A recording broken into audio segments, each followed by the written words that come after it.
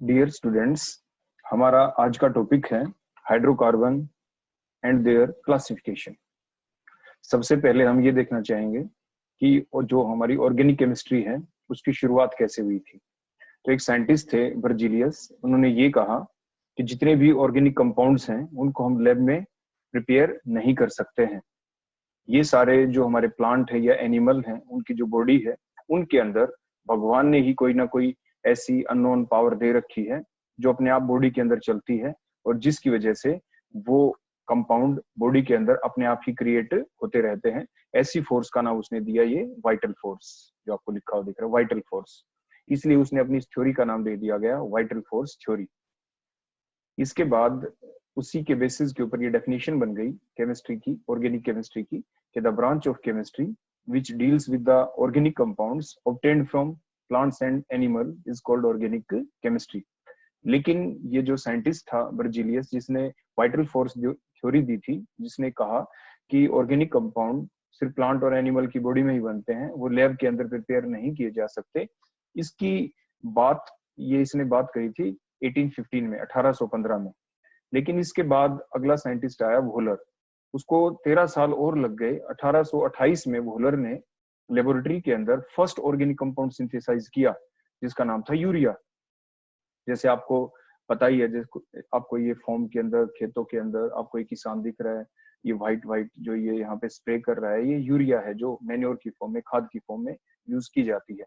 तो इस कंपाउंड को इस साइंटिस्ट ने प्रिपेयर किया 1828 में।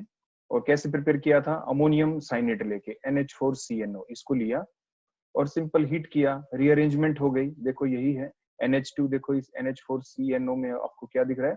एक N, H2 हो गया, यहाँ से एक N ये आ गया CNO वाला, और H2 जो बचे थे NH2, दो NH2 हो गए, बच के आ गया CO। तो देखो चीज वही है, सिर्फ रीअरेंजमेंट है। मोलिकुलर फार्मूला दोनों का सेम है, अमोनियम साइनेट और यूरिया का। मींस रीअरेंजमेंट से कंपाउंड पहला प्रिपेयर किया गया और इसके बाद तो large number of compound synthesize कर लिए गए। तो हमने अभी तक आपको क्या बताया कि सबसे पहले वाइटल फोर्स थ्योरी बर्जीलियस ने दी, जिसने ये कहा था कि ऑर्गेनिक कंपाउंड तो लेबोरेटरी में सिंथेसाइज किए ही नहीं जा सकते। 1828 में वोलर ने उस बात को ब्रेक करते हुए और पहला ऑर्गेनिक कंपाउंड लेबोरेटरी के अंदर सिंथेसाइज करके दिखाया, जिसका नाम क्या था? यूरिया। तो ऑर्गेनिक केमिस्ट्री की देखो अब डेफिनेशन क्या बन गई आपके वोलर की डिस्कवरी के बाद, कि जितने भी कार्बन कंपाउंड हैं उनकी केमिस्ट्री को ही हम क्या कहते हैं? Organic chemistry. Carbon compound means plants, जैसे आपको ये प्लांट्स दिख रहे हैं, और कौन? एनिमल्स, जो आपको ये एनिमल्स दिख रहे हैं। तो chemistry of carbon compound is called the organic chemistry. अब ये कार्बन कंपाउंड, ऑर्गेनिक कंपाउंड क्या होते हैं? ऑर्गेनिक कंपाउंड वो होते हैं, अगर हम कंप्लीटली अब देखें, कि जो लिविंग ऑर्गेनिजम्स के अंदर मिलते हैं, प्लस जिनके अंदर मेन परसेंटेज, सबसे ज्यादा परसेंटेज किसकी होगी? मेनली फॉर्म्ड ऑफ कार्बन, जो ग्रीन कलर में हमने लिख रखा है, along with hydrogen, oxygen and very less percentage of other elements. तो उन्हें हम क्या कहेंगे? ऑर्गेनिक कंपाउंड्स कह देंगे। अब हम आपको ये बताना चाहेंगे कि ऑर्गेनिक कंपाउंड, ऑर्गेनिक केमिस्ट्री के बारे में बताया गया था, केमिस्ट्री ऑफ कार्बन। तो सबसे पहले हम कार्बन के बारे में ये देखना चाहेंगे कि कार्बन आखिर है क्या। तो जैसे कि आप पहले से सीख चुके होते हैं, जैसे कार्बन एटॉमिक नंबर इसका 6 होता है, देखो ये नीचे लिखा हुआ दिख रहा है रेड कलर में, और इसका मास नंबर क्या होता है? 12। जो नीचे लिखा होता है सुपर सबस्क्रिप्ट की फॉर्म में, ये इसका एटॉमिक नंबर होता है 6। और यही प्रोटॉन्स होते हैं और यही क्या होते हैं? इसके अंदर इलेक्ट्रॉन्स होते हैं। फिर एटम की स्ट्रक्चर कैसी होगी कार्बन एटम की? देखो बीच में हमने न्यूक्लियस दिखा रखा है, बाहर देखो इनके शेल्स होती है, ये फर्स्ट शेल, ये सेकंड शेल, इसके अंदर आपकी शेल्स हैं। शेल के अंदर देखो क्या फिलअप कर दिए जाएंगे? जितनी भी जो शेल होती हैं, शेल के अंदर होती है सब शेल। हम आपको बता दें, जैसे फर्स्ट शेल हो गई, सेकंड शेल होगी। फर्स्ट शेल में सिर्फ एक ही सब शेल होती है जिसको एस कहते हैं। सेकंड जो शेल होती है उसके अंदर 2 सब शेल होती है, देखो लिखा हुआ दिख रहा है, एक एस सब शेल और एक पी। सबसे पहला नाम एस का ही आता है किसी भी आपकी शेल के अंदर। क्लियर हो गया इतना? उसके बाद नेक्स्ट पॉइंट ये आ जाता है कि जो ये सब शेल होती है ना, सब शेल के अंदर होते हैं ऑर्बिटल्स। अभी तक देखो मैंने क्या बताया? एटम होता है, एटम के बीच में न्यूक्लियस होता है, न्यूक्लियस के बाहर ये सर्कुलर पाथ होते हैं जिनके अंदर इलेक्ट्रॉन घूम रहे होते हैं। नीचे आपको ये एक अलग पिक्चर दिख रही है जिसमें सर्कुलर पाथ दिख रहे हैं, जिसके अंदर गोल गोल जो घूमते हुए दिखाई दे रहे हैं वो इलेक्ट्रॉन्स हैं। तो ये सर्कुलर पाथ है जिन्हें शेल कहते हैं। शेल के अंदर क्या होती है? सब शेल। कैसे याद करेंगे कितनी सब शेल होती है? फर्स्ट शेल में होती है एक ही सब शेल जिसको एस कहते हैं। जो सेकंड सर्कुलर पाथ है, जो सेकंड शेल है, उसके अंदर 2 सब शेल होंगी, एस और पी। ऐसे अगर थर्ड होती तो उसमें 3 होती, तो ऐसे आप याद करते हैं, पहली शेल में एक सब शेल जिसका नाम एस, दूसरी शेल में 2 सब शेल जिसका नाम एस और पी, तीसरी शेल होती तो उसमें 3 सब शेल एस, पी और डी, ऐसे इनके नाम चलते हैं, जैसे ऊपर भी आपको लिखा हुआ यहाँ पे दिख रहा है। उसके बाद क्या होता है कि जो सब शेल होती है इसमें ऑर्बिटल्स होते हैं। ऑर्बिटल कैसे याद करें, ओड नंबर में याद करते हैं। जैसे एस जो आपकी सब शेल होती है उसमें एक ही ऑर्बिटल होता है, देखो एक ही बॉक्स दिखा रखा है। पी के अंदर 3 बॉक्स होते हैं, ओड नंबर में याद करते हैं, 1 3 5 7, मतलब एस के अंदर एक ऑर्बिटल होगा, एक बॉक्स होगा, पी के अंदर 3 ऑर्बिटल्स होंगे, मतलब 3 बॉक्स होंगे, डी के अंदर 5 होंगे, फिर उसके बाद एफ आता है। तो ये सीक्वेंस है, सब शेलों के जो नाम होते हैं ना वो S E D F G ऐसे चलते हैं। एस के अंदर बोलो क्या हुआ है, सब शेल में कितने ऑर्बिटल हुए, 1, देखो आपको 1 बॉक्स दिख रही है। पी के अंदर कितने हो गए बोलो, 3 3 दिख रहे हैं। इसके बाद क्या आता है, डी डी अगर होती तो उसमें कितने होते हैं, 5, फिर कितने होते हैं 7, एफ में 7 हो जाते हैं। इस टाइप से आपको ध्यान रखना है। फिर जो ये एक बॉक्स है ना, एक बॉक्स में ज्यादा से ज्यादा 2 इलेक्ट्रॉन ही आ सकते हैं। अब देखो नेक्स्ट आ गया कि 1 orbital can have a maximum of 2 electron. तो इस तरह से हम इलेक्ट्रॉनों को फिलअप करके दिखा देते हैं। तो ओवरऑल इतना हमने क्यों बताया आपको कि कोई भी जो एटम होता है, एटम के बीच में न्यूक्लियस, न्यूक्लियस के बाहर शेल, जैसे first shell second shell carbon में हमने दिखाई है। शेल के अंदर क्या होती है, सब शेल एस, पहली शेल में, सेकंड शेल में एस और पी, सब शेल में ऑर्बिटल्स, जैसे एस में एक ऑर्बिटल, पी के अंदर 3 ऑर्बिटल हो गए जैसे आपको दिख रहा है। अब अगला काम आ गया इलेक्ट्रॉन को भरने का। जैसे हमने आपको पहले ही बताया था कि जो कार्बन होता है इसका एटॉमिक नंबर 6 है। 6 का मतलब 6 प्रोटॉन 6 इलेक्ट्रॉन। अब प्रोटॉन और तो कहाँ पे रहेंगे, वो तो न्यूक्लियस के अंदर, तो इलेक्ट्रॉन को भरना है हमें। अब देखो इलेक्ट्रॉन को कैसे भरें, 6 इलेक्ट्रॉन को, जो सबसे पहले वाली शेल उसमें बोलो कितने इलेक्ट्रॉन आएंगे, सिर्फ 2 ही आ सकते हैं, क्योंकि फर्स्ट शेल में सिर्फ एस होता है, एस में 2 इलेक्ट्रॉन आएंगे क्योंकि एक ही ऑर्बिटल था। उसके बाद आपके बच गए 4 इलेक्ट्रॉन, और उनको कहाँ पे भरे, उनको भरेंगे सेकंड शेल के अंदर। तो सेकंड शेल में बोलो आपको क्या दिख रहा है, एक तो एस है और एक पी है। सबसे पहले एस को भरेंगे, एस में फिर 2 इलेक्ट्रॉन भर दिए, फिर पी को भरेंगे, पी में तो 3 ऑर्बिटल थे। इलेक्ट्रॉन अब तक कितने भरे जा चुके हैं बोलो, 2 और 2 4। अब 2 और कहाँ पे भरे, पी के अंदर 1 1 करके भरेंगे, क्योंकि जो पी के अंदर जो तीनों ऑर्बिटल दिख रहे हैं, तीनों की एनर्जी सेम होती है। और तीनों के अंदर जब सेम एनर्जी के हो तो पहले इक्वल डिस्ट्रीब्यूशन किया जाता है इलेक्ट्रॉन का, पहले एक इलेक्ट्रॉन फिर एक और भी अगर अगले एलिमेंट में आएगा तो यहाँ पर एक भरेंगे, ऐसे करके। तो आपने क्या सीखा यहाँ पे कि जो आपका कार्बन है ये इसकी कंप्लीट कॉन्फ़िगरेशन होगी, इलेक्ट्रॉनों को हमने कॉन्फ़िगरेट कर दिया, भर दिया। इलेक्ट्रॉनिक कॉन्फ़िगरेशन है, इलेक्ट्रॉनों की भरने की प्रोसेस आपने सीख ली। तो बोलो कैसे सीखा आपने, सबसे पहले पहली शेल में 2 इलेक्ट्रॉन भर दिए, सेकंड शेल में 2 थे एस और पी, तो एस में 2 भरे, फिर पी के अंदर भी आपने 2 भर दिए, एक एक करके भरे। तो इस टाइप से आपने कार्बन के बारे में देखा। इसके बाद नेक्स्ट पॉइंट आ जाता है, देखो अब कार्बन की है ग्राउंड स्टेट। अब आपने क्या देखा, सेकंड शेल के अंदर आपके एक तो एस और पी के अंदर 2 इलेक्ट्रॉन है ना, पी का तो देखो एक ऑर्बिटल अभी खाली दिख रहा है आपको। तो एस का जो एक इलेक्ट्रॉन है ना, सेकंड वाली शेल वाला जो एस का एक इलेक्ट्रॉन, वो जंप कर सकता है। देखो इधर पी में, देखो नीचे जो एक्साइटेड स्टेट बोलते हैं उसको, देखो एक्साइटेड ये लिख रखा है, एक इलेक्ट्रॉन जंप करके देखो यहाँ पे आ गया, देखो आ गया ना। तो ये जो बाहर वाली शेल है ना, इसको वैलेंस शेल बोलते हैं। तो हम क्या बता रहे हैं, कार्बन के अंदर सिर्फ 2 ही शेल थी, पहली और दूसरी, पहली और दूसरी। दूसरी का मतलब ये लास्ट शेल थी, लास्ट वाली को वैलेंस शेल बोलते हैं, सबसे बाहर वाली शेल को क्या बोलते हैं, वैलेंस शेल। तो वैलेंस शेल में ये देखना, अब टोटल अनपेड इलेक्ट्रॉन कितने हो चुके हैं, बोलो कितने अनपेड दिख रहे हैं, अकेले अकेले इलेक्ट्रॉन 1 2 3 4 4 हो गए। तो जो 4 इलेक्ट्रॉन है, तो इसलिए देखो साइड में हमने लिख रखा है रेड पेन से इधर कि carbon atom has 4 unpaired electron in the valence shell. So carbon atom can form 4 bonds, 4 covalent bonds. इसलिए कार्बन की वैलेंसी कितनी हो गई, 4। कार्बन हमेशा 4 बॉन्ड बनाता है, आपको ध्यान रखना है। इसका रीजन क्या है वो आप देख चुके हैं, सीख चुके हैं अच्छे से, कि कार्बन की वैलेंस शेल के अंदर 4 अनपेड इलेक्ट्रॉन होते हैं। तो ये शेयरिंग करेगा, और शेयरिंग करके सिर्फ ये 4 बॉन्ड ही बना सकता है। तो ये था कार्बन के बारे में। हम आपको मेन कुछ एलिमेंट्स के बारे में ये बातें सिखा रहे हैं। अब कार्बन का आपने अच्छे से सीख लिया ना, कि सबसे पहले क्या सीखा, कार्बन को रिप्रेजेंट कैसे करते हैं। कार्बन के नीचे 6 लिखते हैं, ऊपर 12, नीचे एटॉमिक नंबर, ऊपर मास नंबर। जो नीचे एटॉमिक नंबर होता है उतने ही प्रोटॉन, उतने ही इलेक्ट्रॉन्स। इलेक्ट्रॉनों को आपने भरना सीखा कि न्यूक्लियस के बाहर पहली शेल होती है, फिर दूसरी होती है, फिर तीसरी, फिर फोर्थ एंड सो ऑन। वो डिपेंड करता है एलिमेंट टू एलिमेंट। कार्बन के अंदर 2 ही शेल होती है। पहली शेल में क्या होता है बोलो, शेल के अंदर, फिर सब शेल थी, इसमें सिर्फ एस होती है, फर्स्ट में तो एक होते हैं। हमने आपको बताया था, ऐसे याद करें कि पहली शेल में एक होता है, दूसरी शेल में 2 होती है। 2 कौन है, एस और पी है यहाँ पे, ठीक हो गया। फिर अपने ऑर्बिटल सीखे, एस के अंदर एक ही होता है, ओड नंबर में याद करते हैं, एस में एक ऑर्बिटल होगा, पी में 3 होंगे, डी होता तो 5 होते हैं एंड सो ऑन। और ऑर्बिटल में क्या भरे जाते हैं, इलेक्ट्रॉन। तो इलेक्ट्रॉन हमने भर के दिखाए, और आपने ओवरऑल देखा कि कार्बन के वैलेंस शेल के अंदर 4 अनपेड इलेक्ट्रॉन, इसलिए कार्बन बनाएगा 4 बॉन्ड। ये आपने सीख लिया। और साथ वाले डायग्राम में तो आप देख ही पा रहे हैं, देखो बीच में न्यूक्लियस, पहली शेल में बोलो कितने इलेक्ट्रॉन ये गोल गोल घूमते हुए दिखाई दे रहे हैं, 2।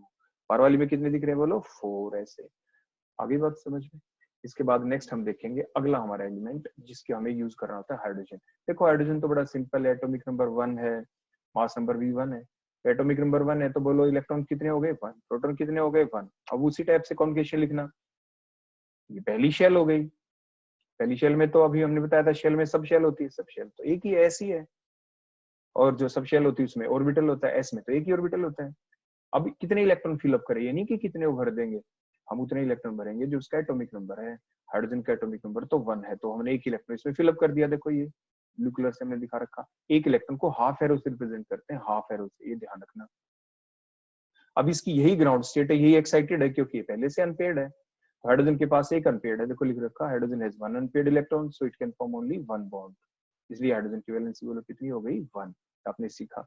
साथ में ये रिवॉल्विंग आपको डायग्राम दिख रहा है, न्यूक्लियस के चारों तरफ एक इलेक्ट्रॉन क्या कर रहा है, बोलो रिवॉल्व कर रहा है। तो आपने कार्बन के बारे में क्या सीखा था, कितने बॉन्ड बनाता है कार्बन, 4 अनपेयर्ड इलेक्ट्रॉन थे। हाइड्रोजन के बारे में क्या सीखा, हाइड्रोजन के पास कितने अनपेयर्ड इलेक्ट्रॉन है, 1, तो एक बॉन्ड बनाता है। अब अगला एलिमेंट देखते हैं, देखो नाइट्रोजन। हम कुछ मेन एलिमेंट ही देखेंगे बस। अब नाइट्रोजन, नाइट्रोजन का एटॉमिक नंबर 7, 7 का मतलब 7 प्रोटॉन और 7 इलेक्ट्रॉन्स। अब 7 इलेक्ट्रॉन भर के देखते हैं, तो पहली शेल में क्या होता है, सिर्फ अभी बताया था, बोलो एस सब शेल में एक ऑर्बिटल होता है, तो 2 इलेक्ट्रॉन तो यहाँ पे भर दिए, 7 में से 2 तो हमने भर दिए, बच गए 5। अब सेकंड शेल की बारी आ गई। सेकंड शेल में पहले कौन आता है, एस और फिर पी, तो एस में फिर एक ऑर्बिटल होता है, देखो एक ऑर्बिटल, 2 इलेक्ट्रॉन फिर भर दिए, कितने इलेक्ट्रॉन भरे जा चुके हैं, 4। अब 3 बच गए। अब देखो 3 कैसे भरेंगे, पी के अंदर कितने ऑर्बिटल होते हैं, बोलो 3, तो 1 1 और 1, तो 3 भर दिए हमने। अब देखो एक्साइटेड स्टेट, इसकी एक्साइटेड स्टेट नहीं बन सकती, कार्बन में तो बन गई थी, क्योंकि इसमें पी के अंदर पहले से 1 1 1 3 इलेक्ट्रॉन है, कोई ऑर्बिटल खाली नहीं है। तो हम ये एस वाले, एस के अंदर को जो 2 इलेक्ट्रॉन है इनको हम बाहर जंप नहीं करवा सकते हैं। तो इसलिए बताओ कार्बन जो नाइट्रोजन है, इसकी जो वैलेंस शेल है, जो सेकंड शेल है जिसे वैलेंस शेल कह रहे हैं, इसके अंदर टोटल इलेक्ट्रॉन कितने थे, 5। लेकिन 5 में से वो कितने इलेक्ट्रॉन है जो अनपेयर्ड है, वो 3 है। देखो 2 तो पेयर्ड है, तो जो अनपेयर्ड इलेक्ट्रॉन होते हैं ना, हमने लिखा है, देखो इधर आप साइड में देखो, nitrogen atom has 3 unpaired electron, their valence shell, so it can form how many bonds, 3 bonds. तो नाइट्रोजन की वैलेंसी 3 हो गई। और जो पेयर्ड फॉर्म में रहेगा ना, वैलेंस शेल के अंदर देखना है सिर्फ हमें, और अंदर वाली शेल में नहीं देखना, सिर्फ वैलेंस शेल में। हो गया ना यहाँ पे एक ये पेयर्ड इलेक्ट्रॉन, इनको लोन पेयर बोलते हैं। बोलो कितने लोन पेयर है नाइट्रोजन के पास, 1 लोन पेयर, तो 1 लोन पेयर इसके पास। और ग्राउंड स्टेट और एक्साइटेड स्टेट एक ही जैसी रह गई, क्योंकि इलेक्ट्रॉन आगे हम जंप ही नहीं करवा पाए। तो ये था नाइट्रोजन के बारे में। आपने क्या सीखा नाइट्रोजन के बारे में, कि नाइट्रोजन 3 तो बॉन्ड बनाता है, क्योंकि 3 अनपेयर्ड इलेक्ट्रॉन इसकी वैलेंस शेल में, और एक लोन पेयर है। इसी तरीके से अब हम देखेंगे नेक्स्ट एलिमेंट ऑक्सीजन। ऑक्सीजन का एटॉमिक नंबर 8 हो गया। 8 हो गया तो बोलो क्या करेंगे, 8 इलेक्ट्रॉन को भरना है। उसी टाइप से फर्स्ट शेल में एस, एस में 2 इलेक्ट्रॉन भर दिए। अब सेकंड शेल में चलते हैं, वहां पे एस और पी होता है, पहले एस में भर दो, एस में ऑर्बिटल में तो एक ही था ये, तो इसलिए 2 इलेक्ट्रॉन इसमें भर दिए। अब पी की बारी आ गई, कितने इलेक्ट्रॉन भरे जा चुके हैं अब तक, 4 बच गए। अब उनको पी में भरेंगे, पहले एक एक करके देखो, 1 2 3, फिर फोर्थ इलेक्ट्रॉन आया। हाफ एरो से मैंने बताया था ना इलेक्ट्रॉन को भरना है, तो रिवर्स स्पिन के साथ भरना है, क्योंकि 2 इलेक्ट्रॉन की स्पिन हमेशा रिवर्स होनी चाहिए, ताकि इनके बीच रिपल्शन क्या हो, कम से कम। तो अब आपने क्या देखा, बोलो ऑक्सीजन की वैलेंस शेल के अंदर कितने अनपेयर्ड इलेक्ट्रॉन है, सिर्फ देखो 2 ही अनपेयर्ड। तो ऑक्सीजन 2 बॉन्ड बना सकता है, इसकी वैलेंसी तो 2 हो गई।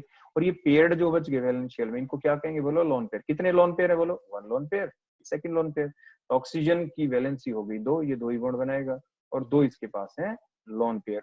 तो ये हमने देखा ऑक्सीजन के बारे में। ऐसे ही अगला एलिमेंट है देखो फ्लोरीन, इसमें 9 इलेक्ट्रॉन भरने हैं। तो उसी टाइप से पहली शेल में पहले 2 इलेक्ट्रॉन भरे, दूसरी शेल में एस और पी था, पहले एस को भरा, 2 इलेक्ट्रॉन इसमें भर गए। अब पी के अंदर 3 ऑर्बिटल होते हैं, तो इलेक्ट्रॉन 4 भरे जा चुके हैं, 5 और भरने। तो पहले 1 1 करके भरेंगे, 1 2 3, फिर पेयरिंग स्टार्ट होगी 4 एंड 5। और पेयरिंग जब करें तो स्पिन आपकी रिवर्स होनी चाहिए, ताकि रिपल्शन कम से कम हो, रिपल्शन फैक्टर आता है यहाँ पे। अब बोलो अनपेयर्ड इलेक्ट्रॉन फ्लोरीन में कितने बचे, अनपेयर्ड इलेक्ट्रॉन बचा सिर्फ एक, तो फ्लोरीन एक बॉन्ड बनाएगा। और जो पेयर्ड फॉर्म में बच गए, बात हम फिर आपको याद दिला दें, सिर्फ वैलेंस शेल को हमें देखना होता है। तो वैलेंस शेल के अंदर अनपेयर्ड इलेक्ट्रॉन कितने हैं, 1, तो एक वैलेंसी है, एक बॉन्ड बनाएगा फ्लोरीन। और ये 3 क्या बच गए बोलो, ये बच गए लोन पेयर। तो ये बेसिक सी बातें हमारे आगे काम आनी होती हैं काफी सारे रीजनिंग टाइप क्वेश्चंस के अंदर भी, कि ये बताओ कि इस एलिमेंट के वैलेंसी कितनी है, उसकी वैलेंशियल में कितने अनपेड इलेक्ट्रॉन हैं, कितने लोन पेयर इलेक्ट्रॉन हैं। तो ये बातें हमें ध्यान रखनी है। तो इस टाइप से आप समझ के तो याद कर लेंगे। इसके बाद नेक्स्ट आप ध्यान से देखो, आपने दिख रहा है ना इस मीथेन वाले डायग्राम के अंदर, बोलो आपको क्या दिखाई दिया, कि जो कार्बन था, देखो ये कार्बन, कार्बन के पास अनपेड इलेक्ट्रॉन 4 दिख रहे हैं ना, देखो रेड रेड। और कितने बॉन्ड बनाएगा कार्बन, 4। हाइड्रोजन कितने बॉन्ड बनाता है, 1। तो देखो एक हाइड्रोजन के पास एक अनपेड है, ऐसे चारों हाइड्रोजन के पास एक एक अनपेड है। तो चारों हाइड्रोजन आए कार्बन के पास भागे हुए। कार्बन ने एक बॉन्ड बनाया इस हाइड्रोजन के साथ, क्योंकि एक बॉन्ड बनाने के लिए 2 इलेक्ट्रॉन की जरूरत पड़ती है। एक इलेक्ट्रॉन कार्बन का हो गया रेड डॉट से दिखा रखा, एक ब्लू डॉट से H वाला, तो एक बॉन्ड इधर बन गया। ऐसे ही कार्बन 4 हाइड्रोजन के साथ बॉन्ड बना लेगा। ऊपर देखो हाइड्रोजन का बनना जो हम दिखा रहे हैं, देखो 2 हाइड्रोजन है ना, देखो ये दो, एक हाइड्रोजन के पास एक इलेक्ट्रॉन, दूसरे के पास एक, एक दूसरे के पास नजदीक आते हैं और बॉन्ड बन गया। एक कोवलेंट बॉन्ड बनाने के लिए 2 इलेक्ट्रॉन चाहिए, एक हाइड्रोजन के पास एक इलेक्ट्रॉन, दूसरे के पास एक। तो इस टाइप से आपने क्या देखा, H2B बन गया। ऐसे ही देखो आप इधर हम वाटर की बात करते हैं, वाटर देखो कैसे बनता है। जो एक वाटर है, ये इसके पास 2 आपके हाइड्रोजन आ गए, क्योंकि हमने अभी सीखा था कि ऑक्सीजन के पास कितने अनपेड इलेक्ट्रॉन, सिर्फ 2 अनपेड है। एक अनपेड से एक बॉन्ड, दूसरे अनपेड से दूसरा बॉन्ड। तो इस टाइप से आपके बन गए 2 बॉन्ड। क्लोरीन में, फ्लोरीन में हमने देखा था इसी टाइप से। तो ये हमने बॉन्डिंग आपको एक्सप्लेन की कि किस तरह से बॉन्ड बनते हैं। तो आपने अभी सीखा ना कि हमें क्यों याद रखना जरूरी था पीछे वाला काम, कि कौन एटम कितने बॉन्ड बनाता है। तो आपको मेनली क्योंकि ऑर्गेनिक केमिस्ट्री है, तो कम से कम कार्बन के बारे में तो याद रखना जरूरी था। और कार्बन बॉन्ड आमतौर पे किसके साथ ही बनाता है, हाइड्रोजन तो होगा ही। तो इसलिए इन कुछ एक एलिमेंट के बारे में हमें याद रखना जरूरी था कि किसके वैलेंस शेल में कितने अनपेड इलेक्ट्रॉन होते हैं और कितने लोन पेयर। तो अब हम आगे अगला पॉइंट लेते हैं। देखो जो कार्बन होता है ना, क्योंकि ऑर्गेनिक केमिस्ट्री है ये, ऑर्गेनिक कंपाउंड होंगे, कार्बन की लंबी चेन होगी। देखो जो जिगजैग फॉर्म में आपको दिख रही है ना, इस जिगजैग फॉर्म के अंदर देखो जितने भी पॉइंट दिख रहे हैं, हर पॉइंट का मतलब ये कार्बन है। कार्बन की अगर जो लंबी चेन है तो उसको आप स्ट्रेट नहीं खींच सकते। अगर आपने सीधी लाइन ड्रा कर दी तो हमें पता ही क्या चलेगा कितने कार्बन है। इसलिए इसको जिगजैग फॉर्म में ड्रा किया जाता है। जिगजैग करते हैं तो जितने भी पॉइंट बन गए ना, इंटरसेक्शन पॉइंट, इसका मतलब हर जगह पे कार्बन है। देखो ऐसे हर जगह पे बोलो क्या था, ये कार्बन। हर जिगजैग पॉइंट के ऊपर हमने क्या दिखाया, कार्बन। तो पॉइंट और इंटरसेक्शन पॉइंट हमें ये बताते हैं कि यहाँ पे कार्बन है। कार्बन एटम चेन को बोलो किससे कैसे रिप्रेजेंट करते हैं, जिगजैग फॉर्म में। इसके बाद देखो कार्बन के अभी आपने सीखा 4 बॉन्ड बनाते हैं। तो आप कॉर्नर वाले किसी भी कार्बन को देखो, इस कार्बन का एक ही बॉन्ड दिख रहा है, तो 3 बॉन्ड तो बच गए। तो 3 क्या लगेंगे, H कार्बन के, ताकि 4 बॉन्ड पूरे हो जाए। अगले कार्बन को देखो, बीच वाले कार्बन को, इसके 2 बॉन्ड बने हुए दिख रहे हैं, तो कितने की कमी रह गई, सिर्फ 2 की। इसका मतलब 2 H लगेंगे एंड सो ऑन। तो अब देखो नेक्स्ट हमने CH3 लिख दिया, आगे CH2 लास्ट वाले कार्बन पे देखो हमने क्या लिखा है, CH3। आगे बात क्लियर हो गई। अब एक चीज और आपको ध्यान रखनी है कि जो हमने ये CH3 लिखा है ना कार्बन के ऊपर, जो 3 H लगाए हैं, देखो सबसे पहले वाले पे ये 3 H ऐसे लगे होते हैं CH3 इस फॉर्म में।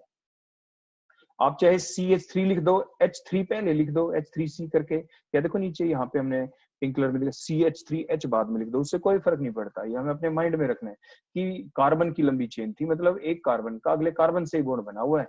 अब यहाँ पे ये मत मान लेना CH3 करके अगर हमने लिख दिया जैसे यहाँ पे, तो इस कार्बन का बॉन्ड H से बना हुआ है ना। शुरू में कई बार बच्चे ऐसे पजल हो जाते हैं, तो ये आप ध्यान रखना, ये लंबी चेन कार्बन की ही है और कार्बन से अटैच है। जैसे हमने ऊपर दिखा दिया, यहाँ पे कार्बन ने बॉन्ड बना रखे हैं H के साथ, जो H है वो एक कार्बन से अटैच है। कितने अटैच होंगे वो डिपेंड करता है कार्बन के 4 बॉन्ड पूरे हो गए क्या। जैसे कार्बन का एक बॉन्ड यहाँ पे कार्बन से था, तो बचे हुए 3 यहाँ पे क्या लगा दिया हमने, H। तो ये हमने बता दिया कार्बन के बारे में। उसके बाद अब हम देखना चाहेंगे कि कार्बन कितने टाइप के होते हैं। जो कार्बन होते हैं ना, वो आपके प्राइमरी कार्बन भी हो सकता है, सेकेंडरी भी, टर्शियरी भी। इस टाइप से हमारे अलग अलग टाइप के कार्बन हो सकते हैं। तो कैसे नेमिंग करते हैं उनकी, नीचे पहले हम डायग्राम को दिखाते हैं आपको। देखो जो सबसे पहला आपको लिखा दिख रहा है प्राइमरी कार्बन, अगले में भी दिख रहा है एक प्राइमरी कार्बन। देखो प्राइमरी कार्बन वो कार्बन होता है, एक ऐसा कार्बन जो एक ही कार्बन से अटैच है। देखो ये कार्बन कितने कार्बन से अटैच दिख रहा है इधर, एक से। तो ये दोनों प्राइमरी कार्बन, या एक से भी अटैच है ना, देखो सिर्फ H से अटैच है और कोई कार्बन है ही नहीं। तो ऐसा carbon atom which is attached either with one carbon atom और नो कार्बन एटम, या किसी और से अटैच ना हो। तो प्राइमरी, सेकेंडरी, टर्शियरी और क्वाटरनरी टाइप से आपके different type of carbon atom हो सकते हैं। तो प्राइमरी कार्बन एटम कौन हुआ, वो कार्बन एटम जो एक ही कार्बन से अटैच हो या एक से भी ना हो। जैसे लेफ्ट वाले पहले 2 डायग्राम इस चीज को रिप्रेजेंट कर रहे हैं। तो ये हमारी डेफिनेशन बन गई। सेकेंडरी कार्बन एटम देखो कौन होता है, जो 2 कार्बन से अटैच हो। अब देखो यहाँ पे जहाँ पे हमने सेकेंडरी लिख रखा, इस कार्बन को देखो, देखो इस सेकेंडरी वाले को देखो, 2 कार्बन से अटैच है ना, एक तो इधर लेफ्ट में, एक देखो ऊपर की साइड ये सी। तो एक ऐसा कार्बन जो 2 कार्बन से अटैच हो, ऐसे कार्बन को हम कहते हैं सेकेंडरी। क्या कहते हैं? Secondary carbon atom, which is attached with या linked with 2 more carbon atom. अब टर्शरी की बात आ जाती है। देखो ये टर्शरी दिख रहा है, बोलो टर्शरी कौन होता है? जो कितने कार्बन से अटैच हो? बोलो 3 से। देखो एक इधर, एक नीचे, एक ऊपर, तो हो गया टर्शरी।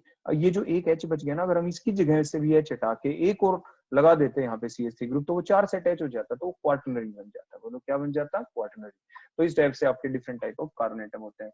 तो बोलो प्राइमरी कौन? जो एक ही कार्बन से अटैच हो, एक से भी ना हो। सेकेंडरी कैसा कार्बन?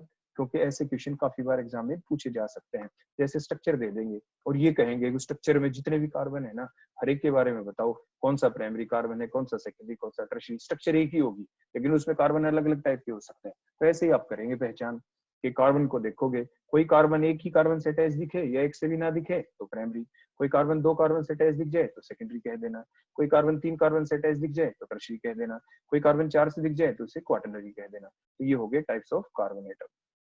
अब हम देखेंगे हमारी क्लासिफिकेशन हमारे ऑर्गेनिक कंपाउंड की। तो सबसे पहले हम हाइड्रोकार्बन्स को ही लेंगे। जैसे नाम से पता चल रहा है, इसमें दो वर्ड दो आ गए आपके, तो हाइड्रो और एक कार्बन। ऐसे कंपाउंड जो 2 एटम से मिलकर बने हुए हैं, एक कार्बन और एक हाइड्रोजन, तो उससे हाइड्रोकार्बन कहेंगे। The compounds which contain only carbon and hydrogen are called hydrocarbons. जैसे मैंने देखो आपको अभी पीछे बताया था कि कार्बन एटम की चेन को देखो जिगजैग फॉर्म में लिख, देखो जी नीचे आपको डायग्राम दिख रहा है, देखो जिगजैग, पहली जिगजैग, देखो दूसरी जिगजैग चेन, तीसरी जिगजैग चेन। पहली जिगजैग चेन में आपको सिर्फ सिंगल बॉन्ड दिख रहे हैं, अगली जिगजैग चेन में आपको कहीं पे एक जगह हमने डबल बॉन्ड भी लगा दिया, देखो 2 लाइनें लगा दी मतलब डबल बॉन्ड। और तीसरे डायग्राम में आपको देखो 3 लाइनें मतलब ट्रिपल बॉन्ड भी हमने लगा दिया। तो यहाँ पे क्या होता है कि जो पहले ऐसे कंपाउंड जिसके अंदर कार्बन, सिर्फ कार्बन की चेन हो विद सिंगल बॉन्ड, एल्केन कहते हैं। देखो एल्केन, एल्क का मतलब नंबर ऑफ कार्बन एटम कितने हैं, और एन का मतलब सिंगल बॉन्ड है, देखो सिर्फ, इसलिए एल्केन बन गया। ये कार्बन कार्बन के भी सिंगल बॉन्ड है। अगले का नाम एल इन क्यों रखा? क्योंकि इन का मतलब डबल बॉन्ड, क्योंकि यहाँ पे डबल बॉन्ड आ गया। तीसरे का नाम एल्काइन क्यों रखा? क्योंकि ट्रिपल बॉन्ड आ गया यहाँ पे, कार्बन कार्बन के बीच में क्या आ गया? बोलो ट्रिपल बॉन्ड। तो ये हाइड्रोकार्बन की आगे हम फर्दर क्लासिफिकेशन देखेंगे। देखो इधर भी आप देखें, साइक्लिक कंपाउंड हमने दिखा दिए, देखो रिंग की फॉर्म में। और हमने ये तो सिखाई दिया कि जो पॉइंट होते हैं, इंटरसेक्शन पॉइंट होते हैं, वो सारे क्या होते हैं? बोलो कार्बन। नीचे भी देखो ये पॉइंट या इंटरसेक्शन पॉइंट क्या है? कार्बन। कहीं पे डबल बॉन्ड आ गया। आगे भी ये पॉइंट या इंटरसेक्शन पॉइंट, देखो सारे के सारे पॉइंट बोलो कौन है? कार्बन है। और ये डबल बॉन्ड भी आ गए इस टाइप से। अभी बात समझ में? तो यानी ये आपको ध्यान रखना है कि जब भी हम ऐसे लाइनिंग वाली स्ट्रक्चर बना देते हैं, चाहे वो स्ट्रेट चेन की फॉर्म में हो या रिंग की फॉर्म में हो, हर पॉइंट या इंटरसेक्शन पॉइंट जो होता है वहां पे हर जगह कौन है अगर हम ना भी शो करें, एग्जाम में ऐसा होता है कि वह शो नहीं करते हैं, तो उसका मतलब वो कार्बन है। बोलो कौन है? वो कार्बन है। हो गया क्लियर इतना? तो देखो इस साइक्लिक स्ट्रक्चर का नाम क्या है? साइक्लिक कहते हैं, इसलिए साइक्लो लगा दिया। एल का मतलब जैसे जितने भी कार्बन है उसके अनुसार बताएंगे कि कितने कार्बन एटम। एन का मतलब सिर्फ सिंगल बॉन्ड दिख रहा है, साइक्लो एल्केन बोलेंगे। नेक्स्ट को क्या बोलेंगे? साइक, क्योंकि साइक्लिक है। एल का मतलब नंबर ऑफ कार्बन एटम, और इन का मतलब क्योंकि एक डबल बॉन्ड आ गया। और जो ऐसी स्ट्रक्चर आपको दिख रही है ना जिसमें अल्टरनेट डबल बॉन्ड हो, डबल फिर सिंगल फिर डबल फिर सिंगल फिर डबल, ये एक स्पेशल टाइप का कंपाउंड है, इसको बेंजीन कहते हैं। क्या कहते हैं इसको? बेंजीन। अब हम नेक्स्ट देखेंगे हमारे टाइप हाइड्रोकार्बन की। तो हाइड्रोकार्बन की जो टाइप आ गई, तो 2 टाइप के होते हैं। तो ओपन चेन, जैसे आपको ओपन चेन या एलिफेटिक, देखो जिसके अंदर रिंग नहीं बना हुआ था, जो आपको दिख रहे थे इधर, एल्केन एल्कीन एल्काइन जो मैंने बताया थे, ओपन चेन कहलाते हैं, एलिफेटिक कहलाते हैं। दूसरे देखो साइक्लिक या क्लोज्ड और द रिंग हाइड्रोकार्बन, देखो ये सारे रिंग की फॉर्म के अंदर थे, चाहे वो साइक्लो एल्केन हुआ, एल्कीन हुआ, या आपके बेंजीन हुआ, ये रिंग की फॉर्म में थे, इसलिए इनको साइक्लिक या क्लोज्ड या रिंग हाइड्रोकार्बन कहते हैं। क्लियर हो गया इतना? अब ओपन चेन, ओपन चेन कौन होते हैं? बोलो ओपन चेन वो कंपाउंड होते हैं जिनके अंदर कार्बन एटम कैसे प्रेजेंट हो? ओपन चेन की फॉर्म में, रिंग की फॉर्म में ना हो। एलिफेटिक कहते हैं इनको। क्या कहते हैं? बोलो एलिफेटिक कंपाउंड्स। साइक्लिक वो लोग कौन हो गए? जिनके अंदर जितने भी जो कार्बन एटम है वो कैसे प्रेजेंट हो? In the form of the closed chain, ring की फॉर्म के अंदर हो, उन्हें साइक्लिक हाइड्रोकार्बन्स कह देंगे। क्लियर हो गया इतना? तो 2 टाइप थी, एक एलिफेटिक, एक आपके साइक्लिक हाइड्रोकार्बन्स हो गए। अब जो फर्दर हम ये बता दें कि जो ओपन चेन है ना, ये जो कंपाउंड थे एलिफेटिक, ये फर्दर 2 टाइप के बन जाते हैं। फर्दर 2 टाइप के बोलो कौन से बन जाते हैं? अगर सिंगल बॉन्ड दिखे तो सैचुरेट हो चुके हैं, और जिनके अंदर डबल या ट्रिपल बॉन्ड दिखे इन्हें अनसैचुरेटेड कहते हैं। तो सैचुरेटेड बोलो कौन से कंपाउंड होंगे? जिनके अंदर आपको सिर्फ कार्बन कार्बन के बीच सिंगल बॉन्ड दिखे। अनसैचुरेटेड कौन होंगे? जिनके अंदर कार्बन कार्बन के बीच में डबल बॉन्ड दिख जाए, जैसे एल्कीन में दिख रहा था, या ट्रिपल बॉन्ड दिख जाए, तो वो अनसैचुरेटेड होंगे। क्लियर हो गया? उसके बाद देखो इधर रिंग साइड में चलता है। ऐसे रिंग कंपाउंड, देखो ये रिंग कंपाउंड इन्हें कहते हैं एलिसाइक्लिक जो रिंग कंपाउंड होते हैं। लेकिन ये स्पेशल टाइप का रिंग कंपाउंड है जिसमें ऑल्टरनेट पोजीशन पे होते हैं, डबल सिंगल, जिसे बेंजीन कहते हैं। इसे एरोमेटिक कंपाउंड कहते हैं। क्या कहते हैं इसे? ये एरोमेटिक हाइड्रोकार्बन। हाइड्रोकार्बन क्यों कह रहे हैं? क्योंकि इसमें सिर्फ कार्बन और हाइड्रोजन ही होंगे। एलिसाइक्लिक हाइड्रोकार्बन क्यों कह रहे हैं? क्योंकि इसमें सिर्फ कार्बन और हाइड्रोजन है। क्योंकि जो पॉइंट है ये तो सारे वो लोग कौन हो गए? इंटरसेक्शन पॉइंट, ये कार्बन है। और बचे हुए जैसे ये एक पॉइंट को देखते हैं, इधर दो बॉन्ड दिख रहे हैं, एक लाइन इधर एक इधर, तो कार्बन के दो बॉन्ड हो गए। बोलो दो कौन? H। तो ये बात आप ध्यान रखें, कार्बन के जितने भी बॉन्ड हैं वो होने के बाद बचे हुए कौन होते हैं? हमेशा H होते हैं। ये आपको ध्यान रखना है। क्लियर हो गया इतना? तो ये हमने देखा इनके बारे में। नेक्स्ट हम देखेंगे जो हमारे एलिफेटिक हाइड्रोकार्बन की जो टाइप बताई, सैचुरेटेड और अनसैचुरेटेड, इनके बारे में। तो नेक्स्ट आ गया टाइप ऑफ एलिफेटिक हाइड्रोकार्बन्स। तो इसके दो टाइप बन गए, एक तो सैचुरेटेड बन गए, तो अभी बताया था। सैचुरेटेड तो कौन होते हैं? जिनमें कार्बन कार्बन के बीच क्या दिखाई दे? बोलो सिंगल बॉन्ड। उन्हें एग्जांपल क्या हो गया इनका? एल्केन्स। नीचे आपको डायग्राम दिख ही रहा है, ये सैचुरेटेड हाइड्रोकार्बन्स कहलाते हैं। इसके बाद दूसरे कौन से हो गए? बोलो अनसैचुरेटेड, जिनमें कार्बन कार्बन के बीच क्या दिखाई दे? या तो डबल या ट्रिपल बॉन्ड। डबल बॉन्ड वालों को क्या कहेंगे? एल्कीन्स। और ट्रिपल बॉन्ड वालों को क्या कह देंगे? एल्काइंस। क्लियर हो गया इतना? तो ये हो गया सैचुरेटेड और अनसैचुरेटेड के बारे में। और सैचुरेटेड का एग्जांपल एल्केन हो गया, एन का मतलब कार्बन कार्बन के सिंगल बॉन्ड। और अनसैचुरेटेड का एग्जांपल हो गया एल्कीन, इन का मतलब डबल बॉन्ड है कार्बन कार्बन के बीच। और एल्काइन में YNE का मतलब ट्रिपल बॉन्ड है कार्बन कार्बन के बीच। फर्दर आपके जो एल्केन्स होते हैं ना, इनको पैराफिन्स भी कहते हैं। इनका दूसरा नाम पैरम का मतलब लिटिल, एफिनीज का मतलब रिएक्टिविटी। क्योंकि अभी आपने देखा जो एल्केन होते हैं ना, इनमें कार्बन कार्बन के बीच सिर्फ देखो आपको सिंगल बॉन्ड दिख रहे हैं ना, इसमें कोई रिएक्टिव साइड तो है ही नहीं। जबकि इधर देखो आप, आपके एल्कीन और एल्काइन में तो डबल बॉन्ड आ गया, ट्रिपल बॉन्ड आ गया। जो सिंगल बॉन्ड होता है ना, ये आगे आप पढ़ पाते हैं आपके चैप्टर के अंदर केमिकल बॉन्डिंग में, ये सिग्मा बॉन्ड होता है, स्ट्रॉन्ग बॉन्ड होता है। और डबल बॉन्ड के अंदर जो एक बॉन्ड था वो तो सिग्मा था, दूसरा ये जो डबल बॉन्ड आ गया ना, वीक पाई बॉन्ड होता है। पाई बॉन्ड ये वीक बॉन्ड होता है, रिएक्टिव है, ये जल्दी टूट सकता है, ये वीक बॉन्ड होता है। तो बोलो वीक बॉन्ड किस में है? आपकी अनसैचुरेटेड हाइड्रोकार्बन में, एल्कीन और एल्काइन में, इसलिए रिएक्टिव होता है। सैचुरेटेड में तो ऐसा कुछ भी नहीं है, उनके अंदर तो कोई रिएक्टिव साइट ही नहीं है, उसके अंदर तो कार्बन कार्बन के बीच में डबल बॉन्ड भी नहीं है, ट्रिपल बॉन्ड भी नहीं है, कोई फंक्शनल ग्रुप भी नहीं है जैसे अल्कोहल या कोई और, कुछ भी नहीं है, सिर्फ सिंगल बॉन्ड है। इसलिए ये पैराफिन्स कहलाते हैं due to their low reactivity, because they have no reactive site. उसके बाद जो एल्कीन्स होती हैं, इनको हम ओलिफिन्स भी कह देते हैं, क्योंकि जो एल्कीन्स होते हैं इनके अंदर टेंडेंसी होती है कि they form the oily liquid on reaction with chlorine.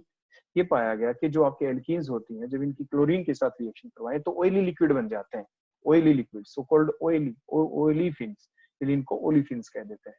तो ये कई बार पेपर में छोटे छोटे क्वेश्चन आ जाते हैं, why alkanes called paraffins, why alkenes called olefins, तो इस तरह से आप इनका जवाब दे देंगे। फर्दर जो एल्कीन्स हैं और जो ये ज्यादा रिएक्टिव बोलो क्यों थे एल्केन से, जैसे अभी बताया था, तो रिएक्टिव साइट होती है, डबल बॉन्ड है।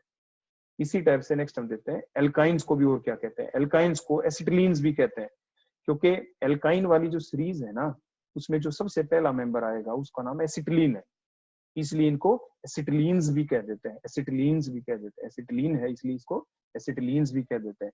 तो हर किसी का देखो दूसरा दूसरा नाम हो गया। आपके एल्केन्स को पैराफिन्स भी कहते हैं, एल्कीन्स को ओलिफिन्स भी कहते हैं, एल्काइंस को एसिटिलीन्स भी कहते हैं।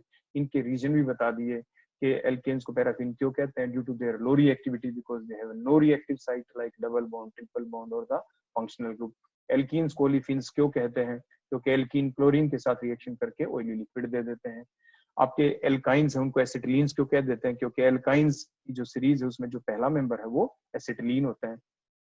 एल्कीन्स और एल्काइन दोनों ज्यादा रिएक्टिव होते हैं because they have reactive site means double और the triple bond. Next saturated जो हाइड्रोकार्बन्स हैं हमारे, जिसे हमने एल्केन कहा, अब उसके बारे में हम देखेंगे कि कार्बन कार्बन के बीच सिंगल बॉन्ड हो तो बोलो उन्हें क्या कहते हैं? एल्केन्स। जैसे आपको दिख रहा है, देखो पहला मेंबर एक कार्बन लिया, कार्बन अपने बॉन्ड बोलो कैसे पूरे करता है? H लगा के, देखो 4 H लगा दी क्योंकि कार्बन को तो 4 बॉन्ड बनाने थे। अगला देखते हैं, अगर 2 कार्बन होते तो देखो कार्बन कार्बन ने आपस में सिंगल बॉन्ड बना लिया, सिंगल ही बनाना है क्योंकि एल्केन है।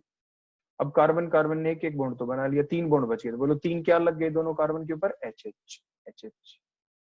अगर 3 होते तो देखो 1 2 3 जिगजैग फॉर्म में हमें दिखाया, 3 कार्बन और हमने उनके ऊपर क्या लगा दिया फिर H। कोने वाले कार्बन पे 3 H क्यों लगाए? क्योंकि इस कार्बन का एक ही बॉन्ड था इसलिए 3 H। बीच वाले कार्बन के दो बॉन्ड तो पहले से बने हुए इसलिए 2 H लगाने पड़े, CH2। तो इस टाइप से आप अगर 4 कार्बन की चेन देखें तो उसमें भी आप ऐसे ही वैलेंसी पूरी कर देंगे। 5 कार्बन वाली चेन देखें, देखो 6 वाली देखो, एंड सो ऑन। इस टाइप से हम देख सकते हैं। अब हम ये देखेंगे कि जितने भी हमारे जो कंपाउंड थे अभी आपने देखा, हम इसमें ये देख पाएंगे कि जो एल्केन्स हैं आखिर इसकी डेफिनेशन क्या। जितने भी एल्केन होंगे ना, इन सभी का एक जनरल फार्मूला होगा जो होगा CnH2n+ में 2। अभी हम इसको प्रूव भी करेंगे ये कैसे है। तो वो सारे कंपाउंड जिनमें कार्बन कार्बन के बीच सिंगल बॉन्ड हो और जनरल फार्मूला CnH कितने 2n+2 इतने हो, तो उन्हें हम एल्केन्स कहेंगे। एन कोई भी आपकी सिंपल वैल्यू हो सकती है, आप 1 2 3 कुछ भी आप पुट कर पाएंगे एन की जगह, वो हम पुट करके आपको दिखाएंगे अभी। तो उन्हें एल्केन्स कहते हैं। फर्दर देखो, जो सबसे पहला मेंबर है जिसे मीथेन कहेंगे, अगर हम देखो एन की वैल्यू अगर 1 पुट कर दो तो बोलो क्या बन जाएगा, एन की वैल्यू 1 पुट की तो C1 हो गया, और एच में एन की वैल्यू पुट की यहाँ पे तो 2 1 जा 2, देखो CH4 हो गया। मतलब जो पहला मेंबर है एल्केन सीरीज का वो कौन है, बोलो CH4। इसे मार्श गैस भी कहते हैं। देखो ये मार्शी एरिया है जो आपको दिख रहे हैं।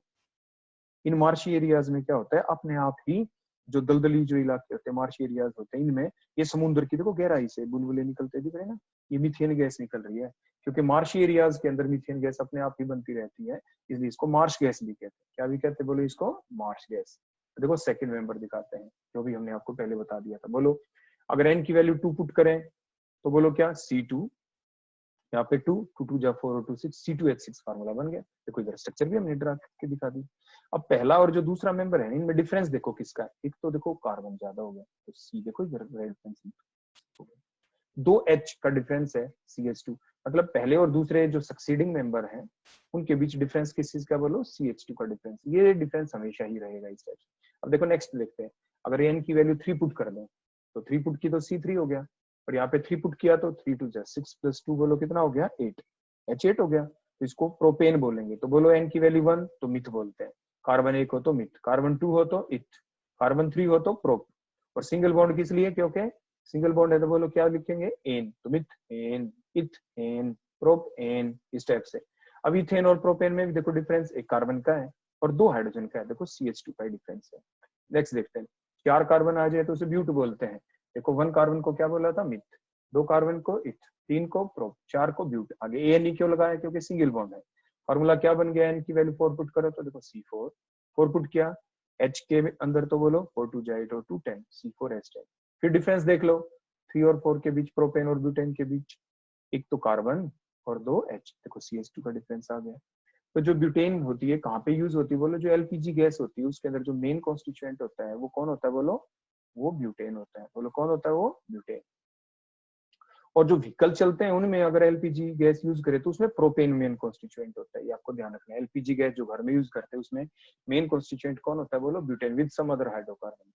अब 5 वाला अगर 5 पुट कर दे बोलो एन की वैल्यू तो क्या बन जाएगा, C5H12, देखो उसी टाइप से 5 2 10 और 2 12। डिफरेंस फिर से वही, ब्यूटेन और पेंटेन के बीच CH2 का डिफरेंस, देखो एक कार्बन ज्यादा हो गया, 2 आपके हाइड्रोजन ज्यादा हो गए। 6 पुट करें तो 6 को हेक्स बोलते हैं, हेक्स, और एन, एन इसलिए सिंगल बॉन्ड, और 6 कार्बन हो तो हेक्स बोलते हैं हमेशा। तो डिफरेंस उस टाइप से वही CH2। और ये HH कैसे लगाया मैंने आपको सिखाया था, जिगजैग चेन में हर कार्बन के बॉन्ड गिने, एक कार्बन का एक बॉन्ड तो देखो जैसे पहले से बना हुआ है तो 3H लगा दो, बीच वाला कोई कार्बन उसके 2 बॉन्ड बराबर वाले कार्बन से पहले से बने हुए हैं इसलिए 2H लगा दिए, क्योंकि कार्बन के हमें 4 ही बॉन्ड पूरे करने होते हैं। तो आपने देखा जितने भी मेंबर हैं, methane, ethane, propane, butane, pentane, hexane, ये आपस में जो सक्सीडिंग मेंबर है किस चीज में डिफर कर रहे हैं, CH2 यूनिट में, एक कार्बन और 2 H। तो ऐसी सीरीज को हम होमोलोगस सीरीज कहते हैं। होमो का मतलब सेम, सेम है गैप, CH2 CH2 CH2 का, तो एक सीरीज बन गई एल्केन की, होमोलोगस सीरीज कहते हैं। बोलो होमोलोगस सीरीज कौन हुई, एक ऐसी सीरीज है जिनके अंदर ये सब सभी का जनरल फार्मूला बोलो क्या था, मीथेन इथेन CnH2 व्हिच है द सेम जनरल फार्मूला। कोई फंक्शनल ग्रुप है तो सेम ही होता है। इनकी केमिकल प्रॉपर्टीज क्या रहेंगी, लगभग सेम। फिजिकल प्रॉपर्टीज इनकी अलग होंगी। डिफर किस चीज में कर रहे हैं, सक्सीडिंग मेंबर से बाय CH2 यूनिट। CH2 का मतलब कार्बन का मास तो 12 होता है, देखो हमने सिखाया था 20, कार्बन का एटॉमिक नंबर 6 पर ऊपर 12 लिखते हैं, 6 12 12 मास। हाइड्रोजन का 2 हो गया तो 12 और 2 14 मास से डिफर कर, इस चीज को होमोलोगस सीरीज कहते हैं। क्या कहते हैं, होमोलोगस सीरीज। और हर जो मेंबर है उसको होमोलोग्यूज कह देते हैं, और ऐसी फिनोमेना को क्या कहते हैं, होमोलोगी। तो एल्केन सीरीज हो गई। तो होमोलोगस सीरीज की डेफिनेशन पेपर में काफी बार आ जाती है, डिफाइन होमोलोगस सीरीज। ये जो होमोलोगस सीरीज होती है हर जगह चलेगी, एल्केन में, एल्कीन में, एल्काइन में, हर जगह बनी होती है। तो ये हमने देखा सैचुरेटेड हाइड्रोकार्बन्स के बारे में। एग्जांपल क्या था? एल्केन। तो एल्केन की डेफिनेशन क्या बनी? जिनका ऐसे कंपाउंड जिनमें कार्बन कार्बन के बीच सिंगल बॉन्ड हो और जनरल फार्मूला CnH कितने हो? 2n+2, तो उन्हें आप क्या कहते हैं? एल्केन्स। और ये एल्केन की सीरीज, होमोलोगस सीरीज, सभी के आपने नाम देखा, 1 कार्बन तो मिथ, 2 कार्बन तो इथ, 3 तो प्रोप, 4 तो ब्यूट, 5 पेंट और 6 हेक्स, और सिंगल बॉन्ड है इसलिए एन एन एन आप लगा देते हैं, तो ये इनके नाम बन जाते हैं। Next, type of alkane. Alkane की भी फर्दर टाइप होती है, 3 टाइप होती है, एन एल्केन, आइसो एल्केन और न्यू एल्केन। देखो अगर सारे कार्बन एक स्ट्रेट चेन की फॉर्म में, बिल्कुल स्ट्रेट, तो एन एल्केन। अगर एक स्ट्रेट चेन, देखो नंबरिंग कर रखी है मेरे दूसरे डायग्राम में, 1 2 3 4 कार्बन की चेन थी, स्ट्रेट चेन, उसमें ब्रांचिंग आ गई, नंबर 2 कार्बन के ऊपर कोई हमने ग्रुप लगा दिया, नंबर 2 के ऊपर कोई एल्काइल ग्रुप लगा दिया, कोई भी ऐसा ग्रुप जिसमें कार्बन हाइड्रोजन हो, ऐसा ग्रुप लगा दिया C2 के ऊपर, दूसरे कार्बन के ऊपर, तो उसे आइसो एल्केन कह देते हैं। अगर दूसरे ही कार्बन पे देखो, अगले लास्ट वाले एग्जांपल में देखो, 1 2 3 4 4 कार्बन ले लिए ना स्ट्रेट चेन में, और दूसरे कार्बन के ऊपर दो दो ग्रुप लगा दिए, एक नीचे एक ऊपर, 2 ग्रुप, तो नियो हो गए। बोलो क्या है, कौन कौन सी टाइप बन गई? एन का मतलब all carbon atom are present in the straight chain. Iso alkane बोलो कौन? जिसमें जो दूसरे नंबर वाला कार्बन है, C2 कार्बन बोलते हैं, उसके ऊपर एक एल्काइल ग्रुप हो। और आपका नियोकॉन जिसमें दो दो आपके एल्काइल ग्रुप होते हैं, 1 CH3 ग्रुप होता है। देखो एन एल्केन कौन हो गए? Straight chain alkene. Iso alkene कौन हो गए? 1 CH3 group is present eight C2 position. New alkene कौन हो गए? 2 CH3 group are present at the C2 position. तो सिंपल डेफिनेशन इनकी टाइप ऑफ एल्केन हो गए आपके एन एल्केन, आइसो एल्केन और न्यू एल्केन। उसके बाद हम आपको ये बताएं कि इसको बोलते क्या है CH3 को। देखो CH3 में एक कार्बन है तो मिथ बोल दिया, और क्योंकि ग्रुप है, ये कार्बन की तो एक लंबी चेन थी, उसके ऊपर लंबी चेन पे जो भी चीज लगी होती है उसे ग्रुप कहते हैं, तो मिथ के आगे YA लगा दे तो मिथाइल बन गया। क्या बन गया? मिथाइल। जैसे नीचे बताया गया कि अगर हम एक H हटा दें और कोई वो ग्रुप की फॉर्म में काम करे तो मिथाइल हो गया। जैसे मिथेन था, एक H हटा दिया, CH3 बन गया, तो क्या बन गया? Myth plus YL, methyl. अगर एक और H हटा देते CH2 बन जाए बीच में, जैसे ये CH2 ग्रुप होते हैं, इन CH2 ग्रुपों को मिथाइलिन कहते हैं। क्या कहते हैं? बोले इन CH2 ग्रुपों को मिथाइलिन। ये सिंपल बातें आपको ध्यान रखनी है कि इसको बोलते थे मिथाइल ग्रुप, यहाँ पे जो CH3 लगा हुआ था। क्लियर हो गया इतना? तो ये देखिए हमने टाइप ऑफ एल्केन। अब हम अनसेचुरेटेड हाइड्रोकार्बन पे चलेंगे। आप पहले सीख चुके हैं कि कार्बन कार्बन के बीच डबल बॉन्ड या ट्रिपल बॉन्ड हो तो अनसेचुरेटेड हाइड्रोकार्बन। अब इनकी पहली टाइप क्या थी? एल्कीन। तो अब हम एल्कीन के बारे में देखेंगे, फिर एल्काइन के बारे में भी देखेंगे। अब एल्कीन, अब जो एल्कीन्स हैं आखिर ये क्या होती हैं? एल्कीन में भी क्या करेंगे? कार्बन कार्बन के बीच हमें डबल बॉन्ड बनाना है, तो डबल बॉन्ड कैसे बनाए भाई? डबल बॉन्ड तो बन ही नहीं सकता ना, एक कार्बन लेके डबल बॉन्ड नहीं बन सकता, क्योंकि कार्बन के बॉन्ड किससे पूरे करोगे? H से। तो एक कार्बन ले लिया, डबल बॉन्ड बना के H के साथ आप कर नहीं सकते, क्योंकि H तो एक ही बॉन्ड बनाता है। इसका मतलब एक कार्बन वाली एल्कीन पॉसिबल नहीं है, क्योंकि हाइड्रोजन 2 बॉन्ड नहीं बना सकता, इसलिए मीथीन नाम की कोई भी चीज नहीं हो सकती। अब 2 वाला देख लेते हैं। देखो 2 कार्बन लिए, 2 कार्बन के बीच तो देखो डबल बॉन्ड बन गया। अब कितने H लगाएं? 2 H और लगा दिए, क्योंकि कार्बन के 2 बॉन्ड तो इधर कार्बन के साथ बन गए। अब 2 बॉन्ड बच गए थे, हमने आपको पहले बता दिया था कार्बन की वैलेंसी 4 होती है 4 बॉन्ड बनाने, इसलिए देखो 2 H लगा दिए हमने, दोनों 2 H इस कार्बन पे 2 इस पे। फार्मूला क्या बन गया? C2 और H2। ऐसे ही अगर 3 कार्बन ले लें, 1 2 3, किन्हीं भी 2 कार्बन के बीच में देखो डबल बॉन्ड लगा दिया। अब कोने वाला देखो इधर कार्बन है जो डबल बॉन्ड वाला है, इसके 2 बॉन्ड तो बन गए, तो 2 H लगाए। बीच वाले कार्बन को देखो, इसके तो 3 बॉन्ड बन गए, 2 तो डबल बॉन्ड की वजह से और एक सिंगल बॉन्ड के, हो गए ना 3 बॉन्ड, तो एक H ही लगाया।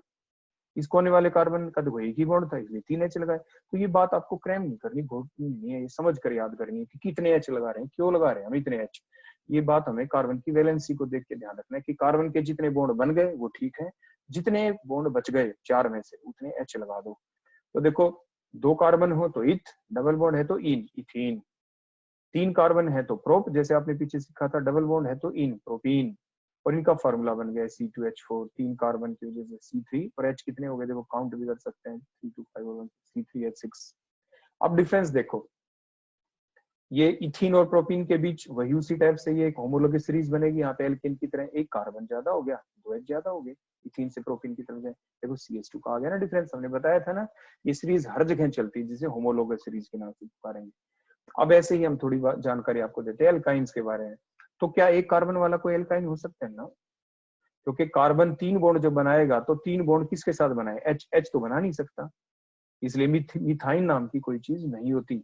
अब 2 वाला देख लेते हैं, देखो एन की वैल्यू 2 पुट करें, 2 कार्बन ले लिए, मतलब कार्बन कार्बन के बीच ट्रिपल बॉन्ड हो गया, ठीक हो गया। कार्बन के 3 बॉन्ड, तो एक क्या लगा दो, एक एच इधर, कार्बन के 4 बॉन्ड पूरे, एक एच इधर, इस कार्बन के लिए 4 बॉन्ड पूरे। फॉर्मूला क्या बन गया, C2H2। देखो इथ क्योंकि 2 कार्बन है, YN क्योंकि ट्रिपल बॉन्ड है, इथाइन इसका नाम।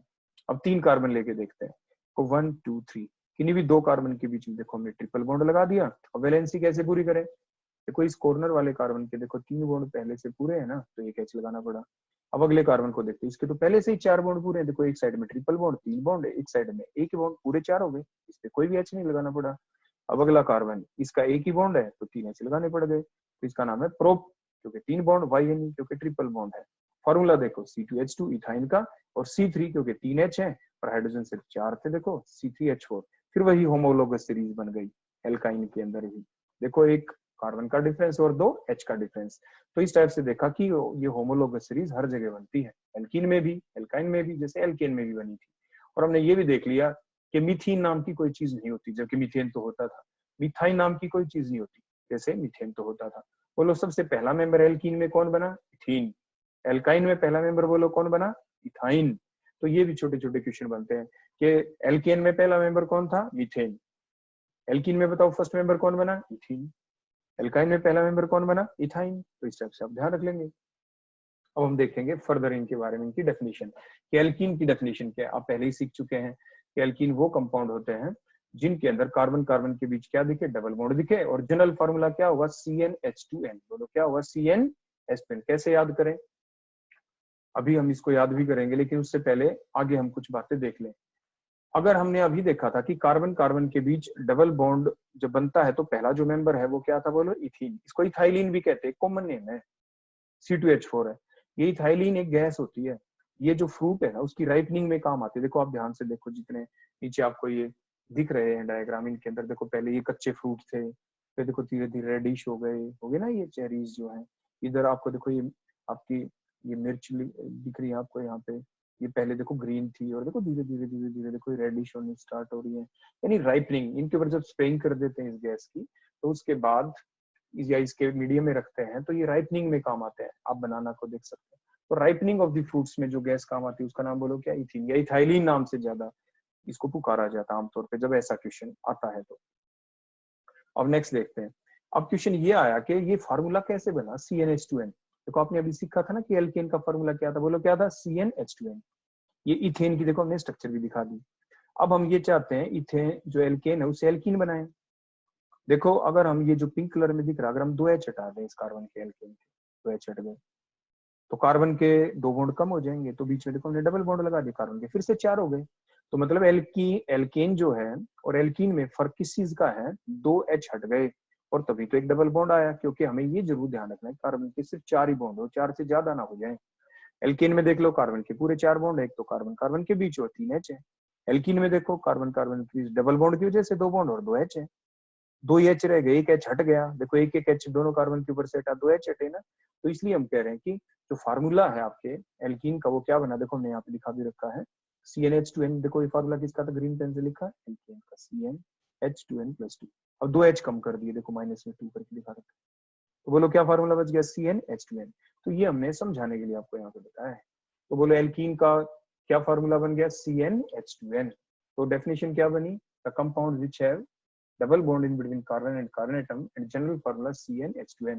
तो इसमें सभी फिट हो जाएंगे। n की वैल्यू 1 तो देखो हो ही नहीं सकती, n की वैल्यू 2 पुट करो, देखो n की C2 और H4 देखो ये बन गया। तो हम आगे देखेंगे, अगर 3 वैल्यू पुट करें तो बोलो क्या बन जाएगा, इसी फार्मूले C3 और H6, 3 2 6 क्लियर हो गया। और नाम वही इथीन, ऐसे प्रोप और इन क्योंकि डबल बॉन्ड आ गया।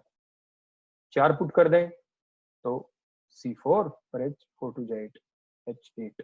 अब ये भी देखते जाए साथ के साथ, डिफरेंस भाई CH2 का है। इथीन प्रोपीन में देखो एक तो कार्बन ज्यादा हुआ, 2H, CH2 का डिफरेंस। प्रोपीन ब्यूटीन में देखा तो एक तो कार्बन ज्यादा हो गए, C3 से C4 हो गए, C और H6 से H8 देखो 2H, तो CH2 का डिफरेंस है। नेक्स्ट में देखो पेंट मतलब 5 कार्बन ले लिए और वही उस फार्मूले में फीड करें तो 5 और 5 2 10 H10 हो गए, डिफरेंस वही CH2 का। C6 देखें तो 6 वाले को हेक्स बोलते हैं और इन तो उसी टाइप से हेक्सीन नाम आ गया। तो ये भी एक आपकी सीरीज बन गई जिसको क्या कहा, होमोलोगस सीरीज, वही सेम डेफिनेशन जैसे कि हम आपको एल्केन में बता चुके हैं। तो ये एल्कीन सीरीज बन गई आपकी। ठीक हो गया। अब हम देखेंगे एल्कीन्स की टाइप। एल्कीन की जो दो ही तरह की टाइप होती है, डाईइन्स और एक ट्राईइन। नाम से पता चला, डाई का मतलब दो, इन का मतलब डबल बॉन्ड।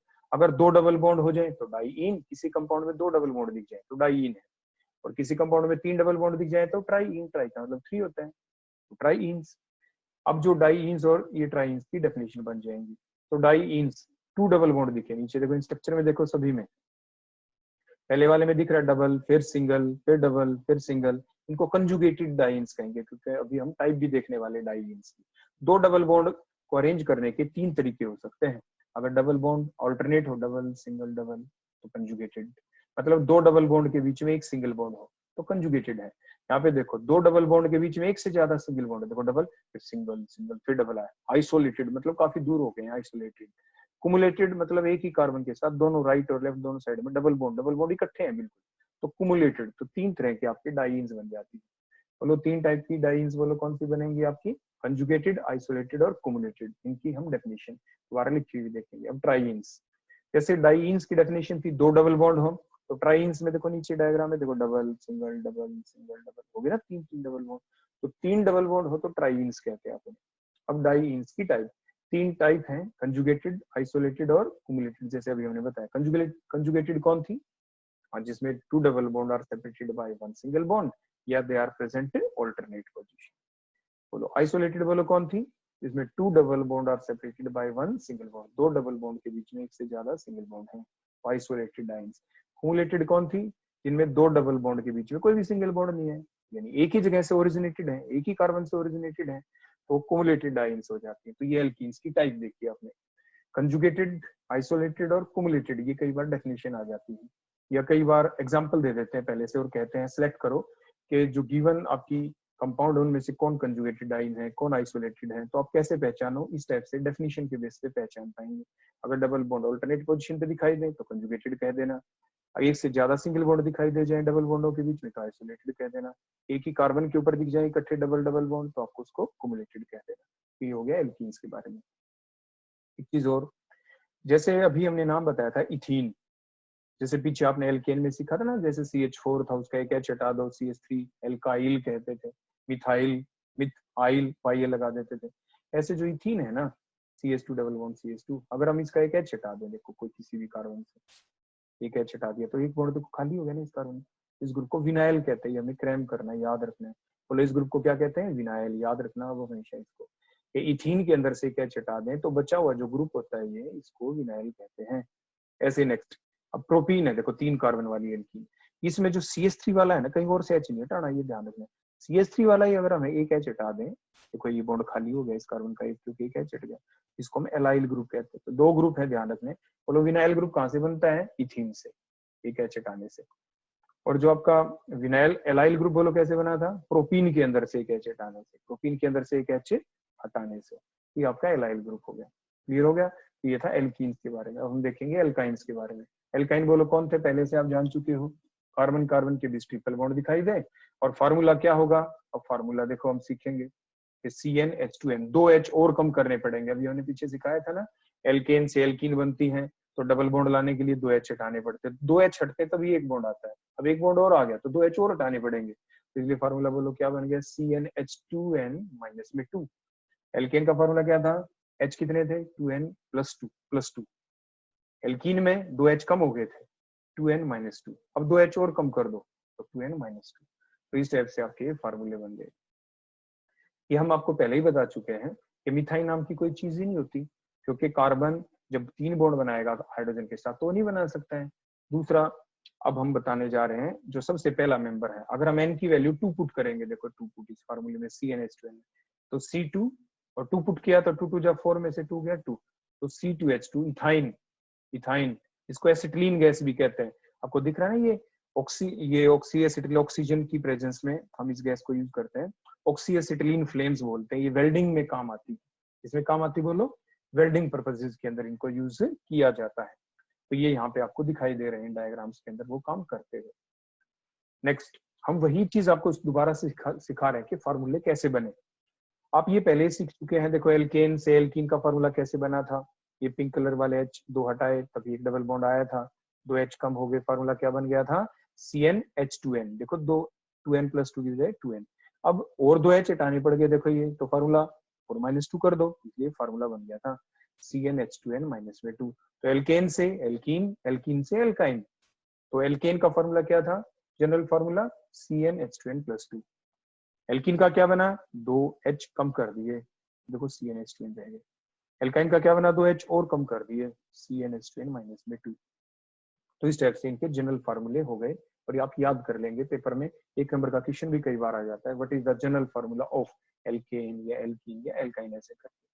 और पहला मेंबर कौन है, मैं फिर से याद दिला दूं, एल्काइन का भी इथाइन, मिथाइन पॉसिबल नहीं है। अब हम देखते हैं आगे, तो बोलो अगला मेंबर क्या बना इथाइन के बाद, एन की वैल्यू 3 पुट कर दो फार्मूले में, 3 3 2 6 में से 2 गया 4, C3H4। प्रोप और आइन, अगर नेक्स्ट ब्यूट और आइन, 4 कार्बन वाला कंपाउंड, और ये हम आपको पहले से सिखा चुके हैं। 4 कार्बन एक लाइन में लगा दो, इन्हीं भी 2 कार्बन के बीच में देखो आपने ट्रिपल बॉन्ड लगा दिया, कितने H लगाएं, इस कॉर्नर वाले कार्बन के 3 बॉन्ड पहले से हैं, एक H लगा दिया, अगले कार्बन के 4 बॉन्ड तो अपने आप बन गए, देखो ट्रिपल बॉन्ड एक साइड में सिंगल, कोई H नहीं लगाना पड़ा। अगले कार्बन के 2 ही बॉन्ड है, राइट लेफ्ट में देखें तो 2 H लगाने पड़ गए, लास्ट वाले कार्बन का एक ही बॉन्ड था, इसलिए 3 H लगाने पड़ गए। तो ये आप फिर से याद कर लें अच्छे से कि कार्बन की वैलेंसी 4 होती है। कार्बन का डायग्राम बनाएं, कार्बन की चेन बनाएं, उसमें ऐसे ट्रिपल बॉन्ड आपने लगा दिया, लगाने के बाद हर कार्बन के बॉन्ड गिने, जितने बॉन्डों की कमी है उतने H लगा दो, तो इस टाइप से वो कंप्लीट स्ट्रक्चर बन जाती है। 5 कार्बन वाले को क्या कहेंगे, पेंट, ट्रिपल बॉन्ड है तो INE, तो YNE पेंटाइन बन गया। उसी टाइप से देखो इथाइन और प्रोपाइन में C2H2 से C3H4 की तरफ जाते हैं, एक कार्बन ज्यादा और 2 H ज्यादा, देखो CH2 का डिफरेंस। ऐसे प्रोपाइन से ब्यूटाइन जाए फिर CH2 का डिफरेंस, ब्यूटाइन से पेंटाइन जाए फिर CH2 का डिफरेंस। ऐसे हेक्साइन C5H8 के बाद अगर n की वैल्यू 6 पुट करें तो देखो ऊपर फार्मूले में C6, और 6 पुट करें 6 2 12, 12 में से 2 गया 10, C6H10। 6 कार्बन एक लाइन में लगा दिए, कहीं पर भी ट्रिपल बॉन्ड लगा दो, जरूरी नहीं है कि कोने वाले कार्बन पे लगाओ, बीच में भी कहीं पर भी आप लगा के देख सकते हो। तो बची हुई वैलेंसी किससे पूरी करनी है, H। तो ये भी एक होमोलोगस सीरीज बन गई, इन्हीं भी 2 एडजेसेंट मेंबर को आप देखें, उनके बीच में डिफरेंस CH2 का ही है। तो डेफिनेशन यहाँ पर भी हमारी फिट हो गई, होमोलोगस सीरीज, एल्केन में भी, एल्कीन में भी और एल्काइन में। अब हम देखेंगे इनकी टाइप एल्काइंस की। ये 2 टाइप के होते हैं, अगर देखो कार्बन की एक लंबी चेन हो और जो एंड वाले कार्बन है वन एंड, ये सेकंड एंड, किसी भी एक एंड वाले कार्बन के ऊपर ट्रिपल बॉन्ड लगा दो, टर्मिनल एल्काइन। ये भी 4 कार्बन की चेन थी, इसमें भी देखो जो कॉर्नर वाले एंड है वन एंड सेकंड एंड, इस पे हमने ट्रिपल बॉन्ड नहीं लगाया, इन एंडो को छोड़ के कहीं पर भी लगा दो ट्रिपल बॉन्ड तो इंटरनल एल्काइन कहलाते हैं। इंटरनल, टर्मिनल, तो एंड वाले कार्बन पे लगा दो ट्रिपल बॉन्ड तो टर्मिनल एल्काइन, एंड वालों पे छोड़ के कहीं पर भी लगा दो तो इंटरनल एल्काइन। तो 2 टाइप बन गए, इंटरनल और टर्मिनल। इंटरनल कौन, triple bond is not present at the end of the carbon atom chain. Terminal कौन, the triple bond is present at the end of the carbon atom chain. तो उसे आप क्या कहते हैं, इंटरनल और टर्मिनल की डेफिनेशन।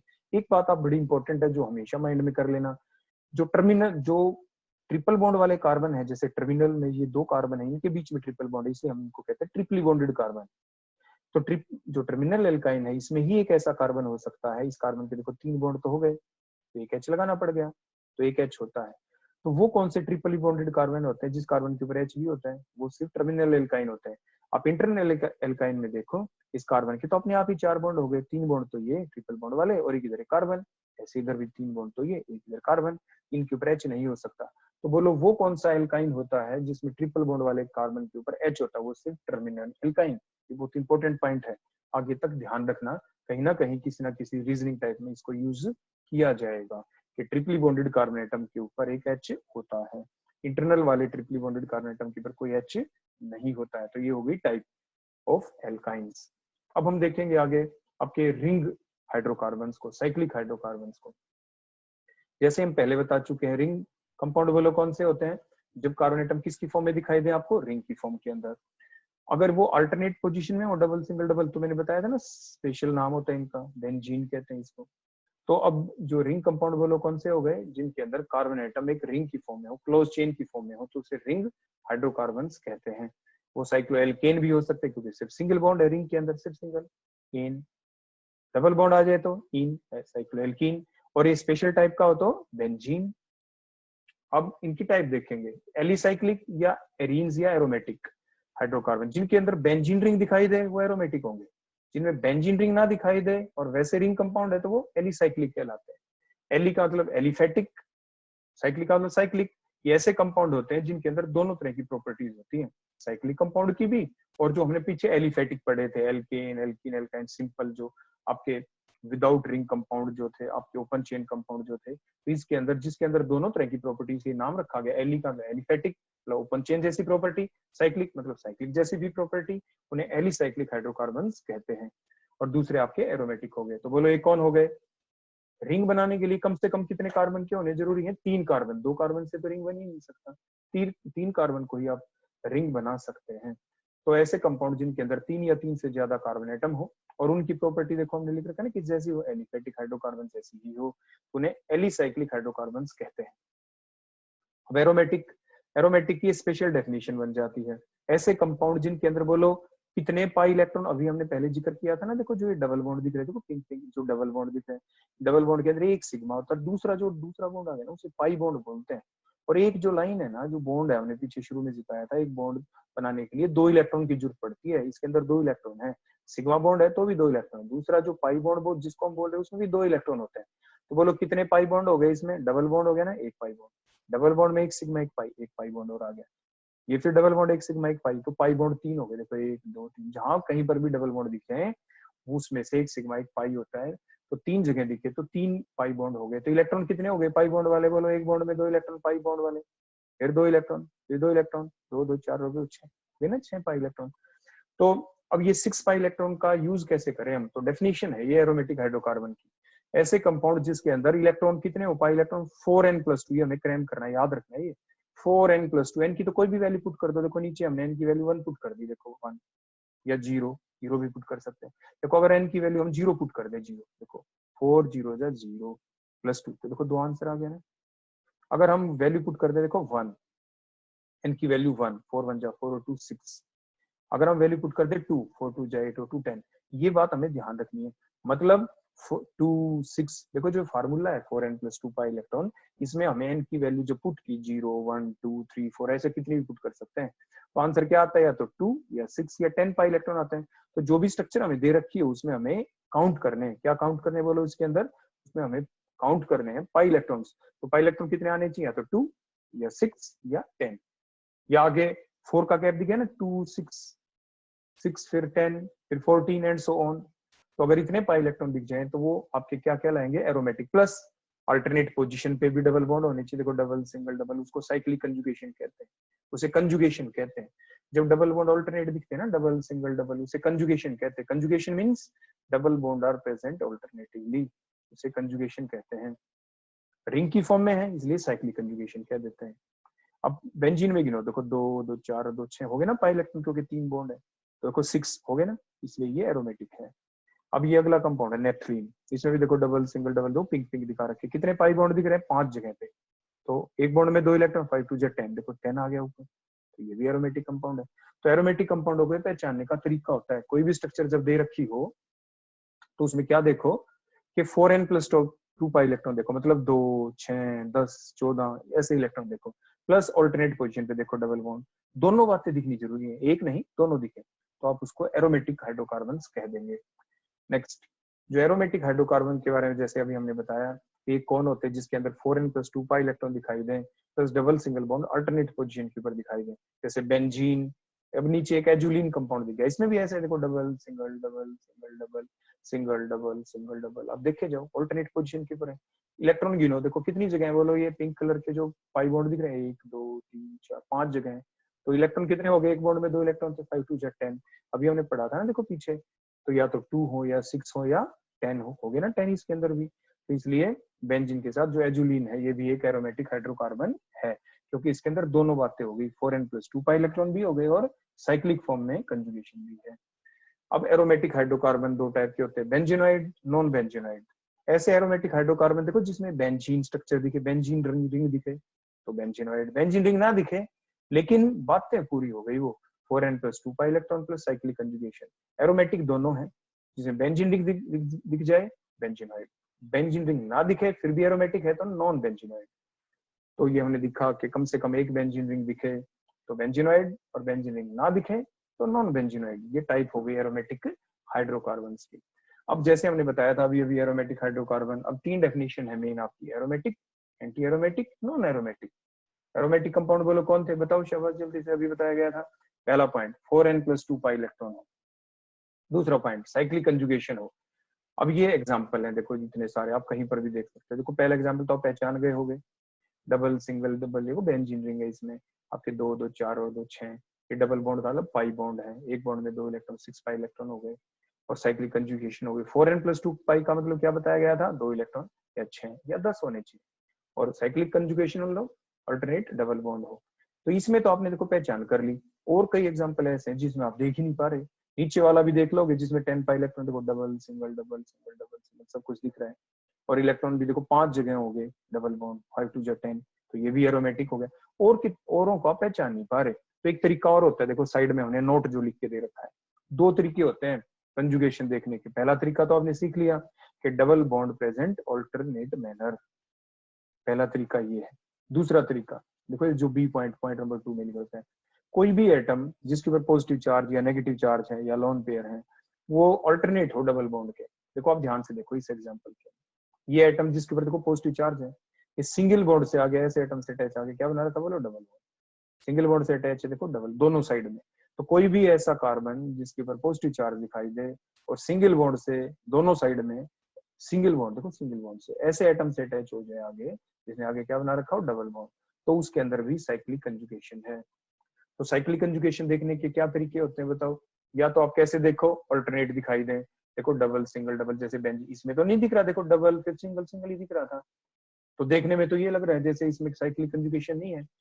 तो लेकिन अगर कोई भी ऐसा कंपाउंड जिसके अंदर कोई चार्ज दिख जाए, पॉजिटिव नेगेटिव या लोन पेयर दिख जाए, तो उसकी पहचान कैसे करके देखो, जैसे अभी बताया गया कि एटम जिसके ऊपर पॉजिटिव चार्ज सिंगल बॉन्ड से अटैच है दोनों साइड से, यानी ऑल्टरनेट पोजीशन के ऊपर डबल बॉन्ड दिख जाए, तो उसमें भी साइक्लिक कंजुगेशन है। तो साइक्लिक कंजुगेशन हो गई इसमें। अब पाई बॉन्ड देखो, तो एक ही बॉन्ड है डबल, तो 2 हो गए, तो ये 4n+2 भी हो गए। देखो 4n+2 का मतलब फिर से बता दूं क्या मतलब था, 2 इलेक्ट्रॉन, 2 और 6 और 10 और 14, 4 4 का गैप है, 2 6 10 14 जैसे आपको बताया गया था, हो गया ना इसमें 2। अब अगला एग्जांपल देखते हैं। देखो ये आपको ध्यान है, मैंने आपको बिल्कुल शुरू में सिखाया था, हर एटम के बारे में ये जरूर ध्यान रखना कि उसकी वैलेंसी कितनी और कितने उस पर लोन पेयर होते हैं। तो मैंने बताया था ऑक्सीजन जो होता है, हमने पीछे शुरू में आपको सिखाया कि ऑक्सीजन सिर्फ 2 बॉन्ड बनाता है, बिल्कुल शुरू में सिखाया था इस लेक्चर के। और उसके पास लोन पेयर भी होते हैं। लोन पेयर का मतलब 2 इलेक्ट्रॉन इकट्ठे होना। तो ऑक्सीजन के पास 2 इलेक्ट्रॉन होते हैं, यहाँ पे 2 डॉट होती है, लोन पेयर होता है। वो 2 डॉट है ना, वो यूज हो जाएंगे इस कंपाउंड के अंदर। देखो एक तो पाई बॉन्ड, एक पाई बॉन्ड, देखो 2 तो डबल बॉन्ड हो गए ना, 2 इलेक्ट्रॉन इस डबल बॉन्ड के, 2 इस डबल, 4 हो गए। और 2 ऊपर से ऑक्सीजन के आएंगे इलेक्ट्रॉन। तो उन इलेक्ट्रॉनों की वजह से टोटल इलेक्ट्रॉन बोलो इसमें कितने हो गए, फिर 6 बन गए। लेकिन वो इलेक्ट्रॉन कैसे हो गई कंडीशन, कोई एटम जिसपे मान लो लोन पेयर है, सिंगल बॉन्ड से अटैच हो आगे, जहाँ पे डबल बॉन्ड हो, ऑल्टरनेट डबल बॉन्ड है, देखो ऑल्टरनेट डबल दोनों साइड में। तो कोई भी एटम जैसे ऑक्सीजन जिसपे लोन पेयर है, कोई भी एटम यहाँ पे जिसके ऊपर पॉजिटिव चार्ज है, ऑल्टरनेट किससे होना चाहिए, वो डबल बॉन्ड से।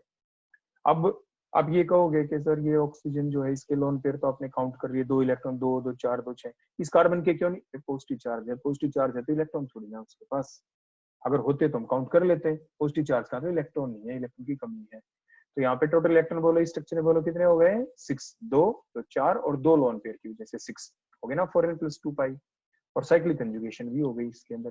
तो साइक्लिक कंजुगेशन देखने के 2 तरीके बोलो मैंने कौन कौन से बताए, या तो ऑल्टरनेट दिखे डबल सिंगल डबल, या साइक्लिक कंजुगेशन देखने का अगला मेन तरीका है जो आपके हर जगह आगे काम आना है, कोई भी एटम जिसके ऊपर पॉजिटिव चार्ज हो या नेगेटिव चार्ज हो या लोन पेयर हो, वो डबल बॉन्डों से ऑल्टरनेट पोजीशन के ऊपर प्रेजेंट होने चाहिए। अब अगले इसको देखते हैं। देखो इसमें देखो स्ट्रक्चर के अंदर 6 पाई इलेक्ट्रॉन जो दिख रखा है, 2 2 4 और 2 6 हो गए ना, 6 पाई इलेक्ट्रॉन। और इस कार्बन एटम के ऊपर बोलो कैसा चार्ज है, पॉजिटिव। अगर पॉजिटिव चार्ज ना होता तो क्या होता, double single double single double, आगे सिंगल सिंगल हो जाते, हम कह देते हैं इसमें अल्टरनेट पोजीशन पे नहीं है, कंजुगेशन नहीं है। लेकिन इस पॉजिटिव चार्ज के आने की वजह से इसमें कंजुगेशन बन गई, क्योंकि बात वही बन गई ना, वो एटम जिसके ऊपर, ये कार्बन एटम जिसपे पॉजिटिव चार्ज, दोनों साइड में ऑल्टरनेटिवली डबल बॉन्ड है, देखो सिंगल बॉन्ड के बाद डबल, सिंगल के बाद डबल, तो उसका इसलिए इसमें साइक्लिक कंजुगेशन हो गई। और पाई इलेक्ट्रॉन कितने हो गए, 2 2 4 और 2 6, 3 डबल बॉन्ड है, तो 3 दूनी 6।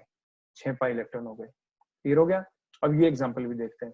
हमने पीछे वही चीज जो आपको सिखाई थी नाइट्रोजन के बारे में कि नाइट्रोजन देखो 1 2 3 3 बॉन्ड तो नाइट्रोजन हमेशा बनाता है, लेकिन एक लोन पेयर भी होता है, 2 इलेक्ट्रॉन भी होते हैं इसके पास पेयर की फॉर्म में। तो देखो वैसे तो ये हमें नहीं दिख रहा कि इसके पास 4n+2 पाई इलेक्ट्रॉन, 4n+2 पाई का मतलब बोलो क्या कितने इलेक्ट्रॉन का होना, या 2 या 6 या 10 एंड सो ऑन। तो इसमें देखो 4 इलेक्ट्रॉन दिख रहे हैं आपको, तो क्योंकि 2 डबल बॉन्ड है, देखो 2 इलेक्ट्रॉन इसमें 2 इधर 4। फिर क्या करें, फिर हमारे दिमाग में बात आनी चाहिए नाइट्रोजन के बारे में, हमें खुद सोचना है, पेपर में नहीं आएगा लिखा हुआ कि नाइट्रोजन के पास लोन पेयर है, हमें खुद याद रखना है। ये याद कैसे रखना है, पीछे जो हमने सिखाया था उसके आधार के ऊपर। तो नाइट्रोजन के पास एक लोन पेयर था, 2 इलेक्ट्रॉन थे, और वो 2 इलेक्ट्रॉन किस फॉर्म में प्रेजेंट है बोलो नाइट्रोजन पे, कि नाइट्रोजन एक ऐसा एटम है जिसपे लोन पेयर और ऑल्टरनेटिवली वहां पे डबल बॉन्ड भी दोनों साइड में होगी, कंजुगेशन। तो कंजुगेशन के 2 तरीके दोनों याद रखना, या तो आपको सीधी अपने दिख जाएगा डबल सिंगल डबल सिंगल, ना दिखे तो ये तरीका कि कोई भी एटम जिसपे पॉजिटिव चार्ज, जैसे ये 2 एग्जांपल थे, या वो एटम जिसपे लोन पेयर जैसे ऑक्सीजन नाइट्रोजन सिंगल बॉन्ड से आगे अटैच, जहाँ पे क्या बना रखा है डबल बॉन्ड। तो अब बोलो टोटल इलेक्ट्रॉन कितने हो जाएंगे, 2 2 4, डबल बॉन्ड की वजह से 4, और 2 इलेक्ट्रॉन नाइट्रोजन की वजह से। ये कंपाउंड बोलो कैसा हो गया, ये भी एरोमेटिक। तो ये तरीका था एरोमेटिक कंपाउंड देखने का। कुछ सिंपल एग्जांपल, कुछ आपको एडवांस एग्जांपल बताए गए कि आपके कॉम्पिटिटिव एग्जाम में भी काम आ सकते हैं। तो एरोमेटिक कंपाउंड कौन होते हैं, जिसमें 4n+2 पाई इलेक्ट्रॉन्स हो, का मतलब या तो 2 या 6 या 10 इलेक्ट्रॉन हो, और साइक्लिक कंजुगेशन हो। और साइक्लिक कंजुगेशन देखने के दोनों तरीके आपको याद रखने हैं। क्या है दोनों तरीके, या तो अल्टरनेट पोजीशन के ऊपर आपको डबल बॉन्ड दिखाई दे, या वो एटम जिसपे पॉजिटिव चार्ज या नेगेटिव चार्ज या लोन पेयर जिस एटम के ऊपर भी हो, उससे अल्टरनेट पोजीशन के ऊपर आपको डबल बॉन्ड जरूर दिखाई दे। अब नेक्स्ट हम देखेंगे अगली 2 डेफिनेशन, एंटी एरोमेटिक और नॉन एरोमेटिक। जो पहले वाली डेफिनेशन थी एरोमेटिक की, इसके अंदर दोनों चीजों का होना जरूरी था, पॉइंट 1 और पॉइंट 2 दोनों का।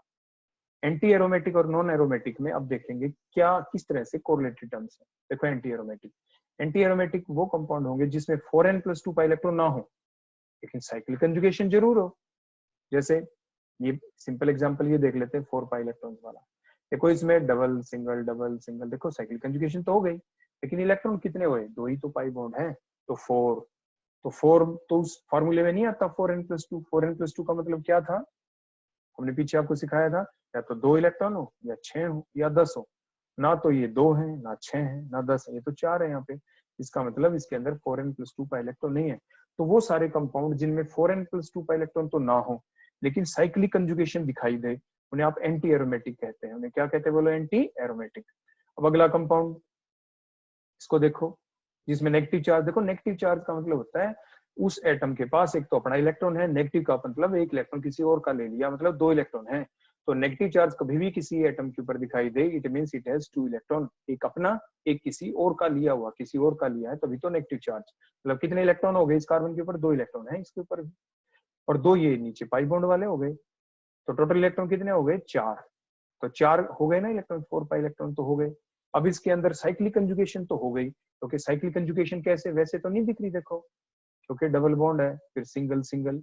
लेकिन अभी तरीका बताया ना साइक्लिक कंजुगेशन देखने के 2 तरीके, या तो अल्टरनेट डबल दिखाई दे, डबल सिंगल डबल, वो ना दिखाई दे, तो अब ये जरूर देखो उस एटम में कोई पॉजिटिव नेगेटिव चार्ज या लोन पेयर तो नहीं है। अगर है तो वो दूसरी कंडीशन ध्यान रखें कि देखो जैसे यहाँ पर भी है कि ये ऐसा एटम है जिसपे नेगेटिव चार्ज और इसके अल्टरनेट पोजीशन के ऊपर डबल बॉन्ड है, तो मतलब इसमें साइक्लिक कंजुगेशन हो गई। जैसे अगले एग्जांपल में भी, तो ये एटम जिसपे नेगेटिव चार्ज है, अल्टरनेट पोजीशन के ऊपर आगे डबल बॉन्ड आ गए। हो गया क्लियर, तो इसमें भी साइक्लिक कंजुगेशन है। अब 8 इलेक्ट्रॉन कैसे हो गए, 3 तो देखो डबल बॉन्ड आ गए, तो 3 दूनी 6, और नेगेटिव चार्ज का मतलब कितने इलेक्ट्रॉन बताए थे, 2, 6 और 2 8, 8 होने का मतलब 4n+2 नहीं हुए। तो 4n+2 पाई इलेक्ट्रॉन का मतलब क्या था, फिर रिपीट कर रहा हूँ, या तो 2 इलेक्ट्रॉन होना, या 6 होना, या 10 होना। तो इसलिए ये एंटी एरोमेटिक कंपाउंड हो गया। लास्ट वाला बड़ा सिंपल है, ऑल्टरनेट दिख रहे हैं, double single double single double single, और इलेक्ट्रॉन कितने हो गए, 4 डबल बॉन्ड दिख रहे हैं, तो 4 2 जा 8, तो 4 2 जा 8 तो नहीं होते 4n+2 पाई इलेक्ट्रॉन, 4n+2 पाई का मतलब तो 2 6 या 10 होता है। इसका मतलब ये कैसा कंपाउंड हो गया, एंटी एरोमेटिक। तो एरोमेटिक कौन थे, जिसमें दोनों बातें हों, 4n+2 पाई इलेक्ट्रॉन भी हो और साइक्लिक कंजुगेशन भी हो। एंटी एरोमेटिक में 4n+2 पाई इलेक्ट्रॉन नहीं होने चाहिए, लेकिन साइक्लिक कंजुगेशन जरूर हो। अब इसकी रिवर्स बात नॉन एरोमेटिक, जिसमें 4n+2 पाई इलेक्ट्रॉन तो हो जाए लेकिन साइक्लिक कंजुगेशन ना हो। देखो जैसे ये पहला एग्जांपल देखो, अब की बार हमने ये डबल बॉन्ड है लेकिन आगे सिंगल सिंगल, आप ये कहेंगे हाँ ऊपर तो क्योंकि कोई चार्ज नहीं लगा रखा हमने, तो साइक्लिक कंजुगेशन नहीं है इसके अंदर। दूसरे में भी डबल सिंगल डबल, लेकिन आगे सिंगल सिंगल, साइक्लिक कंजुगेशन नहीं है। अब पाई इलेक्ट्रॉन गिनते हैं, इसमें 2 हैं, तो 4n+2 पाई इलेक्ट्रॉन का मतलब क्या था, 2 या 6 या 10, अगले में 6 हो गए। तो इनके अंदर 4n+2 पाई इलेक्ट्रॉन तो है दोनों एग्जाम्पल में, लेकिन साइक्लिक कंजुगेशन नहीं है। इसका मतलब ये कैसे कंपाउंड हो गए, नॉन एरोमेटिक कंपाउंड हो गए। तो 3 टाइप देखी, aromatic, anti aromatic, non aromatic. तो आ सकता है पेपर में डिफाइन विद एन एग्जांपल, या कंपटीशन में अक्सर क्या आता है, ये डायग्राम दे देते हैं और कह देते हैं आइडेंटिफाई कि which of the following compound is aromatic और द एंटी एरोमेटिक और द नॉन एरोमेटिक कंपाउंड। अब एरोमेटिक कंपाउंड की थोड़ी सी बात और बता दें कि एरोमेटिक कंपाउंड में एक तो देखो ये जो बेंजीन रिंग दिखता है इसे तो न्यूक्लियस कहते हैं, उसके ऊपर कोई ग्रुप लग जाए तो उसे साइड चेन कहते हैं। तो एरोमेटिक हाइड्रोकार्बन के 2 ही पार्ट होते हैं, एक न्यूक्लियस और एक साइड चेन। नेक्स्ट पॉइंट, अब इसके जो न्यूक्लियर पार्ट होता है इसमें न्यूक्लियर सब्स्टिट्यूटेड कंपाउंड और दूसरा होता है साइड चेन सब्स्टिट्यूटेड कंपाउंड। मतलब अगर ये जो न्यूक्लियस वाला पार्ट है जो बेंजीन रिंग होता है, अगर इसके ऊपर कोई ग्रुप लगा दें, कोई भी फंक्शनल ग्रुप यहाँ पे न्यूक्लियर पार्ट में, तो न्यूक्लियर सब्स्टिट्यूटेड कंपाउंड कहलाएंगे। साइड चेन, जो ऊपर चेन दिख रही है ना CH3 CH2, इसमें कोई एक एच हटा के यहाँ पे कोई ग्रुप लगा दे, कोई और ग्रुप, तो उसे कहेंगे साइड चेन सब्स्टिट्यूटेड ग्रुप। बताओ क्या मतलब हुआ न्यूक्लियर सब्स्टिट्यूटेड का मतलब, बेंजीन रिंग के ऊपर कोई जो ग्रुप लगा हुआ है उसको साइड चेन कहते हैं, और जो बेंजीन रिंग है वो न्यूक्लियस है। और न्यूक्लियस के अंदर अगर हम कोई फंक्शनल ग्रुप लगा दें, डायरेक्टली अटैच कर दें, तो न्यूक्लियर सब्स्टिट्यूटेड कंपाउंड। अगर साइड चेन के ऊपर कोई फंक्शनल ग्रुप लगा दें तो साइड चेन सब्स्टिट्यूटेड ग्रुप।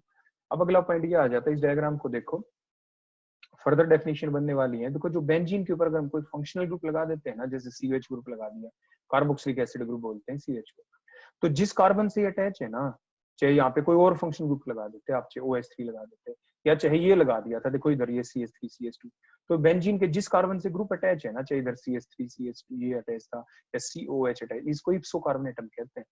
इससे जो अगली 2 पोजीशन है ना, राइट और लेफ्ट दोनों साइड में, उसे ऑर्थो पोजीशन कहते हैं। उससे अगली जो 2 पोजीशन है ना, उसे मेटा कहते हैं। लास्ट वाली जो पोजीशन है उसे पैरा कहते हैं। नंबरिंग कैसे करते हैं, हमेशा ही जहां पे ये पहला ग्रुप अटैच है ना COH, इसको पहला कार्बन कहेंगे, अगला दूसरा कार्बन, फिर तीसरा कार्बन, फिर चौथा कार्बन, फिर पांचवा कार्बन, फिर 6th कार्बन, ऐसे नंबरिंग करते हैं ऐसे। तो इसलिए हमने ऑर्थो पोजीशन को 1 2 कह रखे हैं कि पहला तो COH वाला, अगली पोजीशन 2 1 2, और अगली को क्या कहा, इसको 1 3 क्यों, क्योंकि COH जिस कार्बन पे अटैच है वो तो 1 था ना, उसके रिस्पेक्ट में तीसरी पोजीशन है 1 3, तो 1 3 पोजीशन को मेटा कहते हैं। ये 1 4 आ गया क्योंकि वो 1 था, तो ये 4 1 4 पोजीशन को पैरा कहते हैं। तो इप्सो कार्बन एटम के बिल्कुल सामने वाली पोजीशन पैरा, इप्सो के बिल्कुल साथ वाली राइट लेफ्ट दोनों पोजीशन को ऑर्थो, अगली 2 पोजीशन मेटा। तो मतलब ऑर्थो तो 2 पोजीशन होती है, मेटा भी 2 होती है, और पैरा पोजीशन 1 होती है। तो आपने देखा ये डेफिनेशन आपको बता दी न्यूक्लियर सब्स्टिट्यूटेड और इनकी। और न्यूक्लियर सब्स्टिट्यूटेड जो होते हैं, 3 तरह की सब्स्टिट्यूशन हो सकती है न्यूक्लियस के अंदर, या तो ऑर्थो के ऊपर कोई ग्रुप लग जाए, ऑर्थो पोजीशन हो सकती है, या मेटा पे कोई ग्रुप लगा दें तो मेटा हो सकती है, या पैरा पे लगा दें तो पैरा हो सकती है। तो बेंजीन रिंग के ऊपर कोई भी पोजीशन 3 हो सकती है।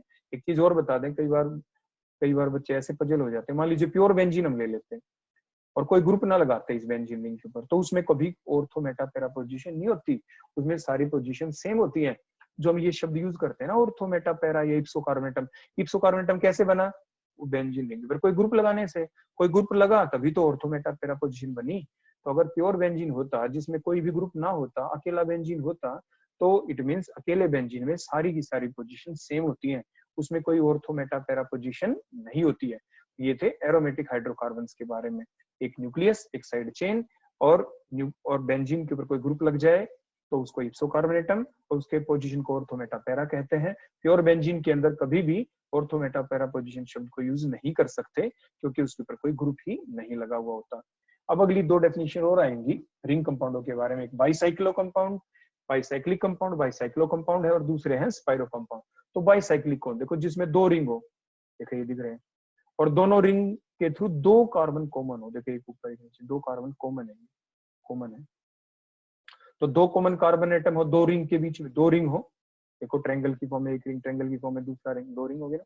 और 2 कार्बन देखो ये कॉमन हो गए, जो 2 कार्बन कॉमन हो गए ना, इनको ब्रिज हेड कार्बन कहते हैं। बोलो क्या कहते हैं, ब्रिज हेड कार्बन कहते हैं इनको।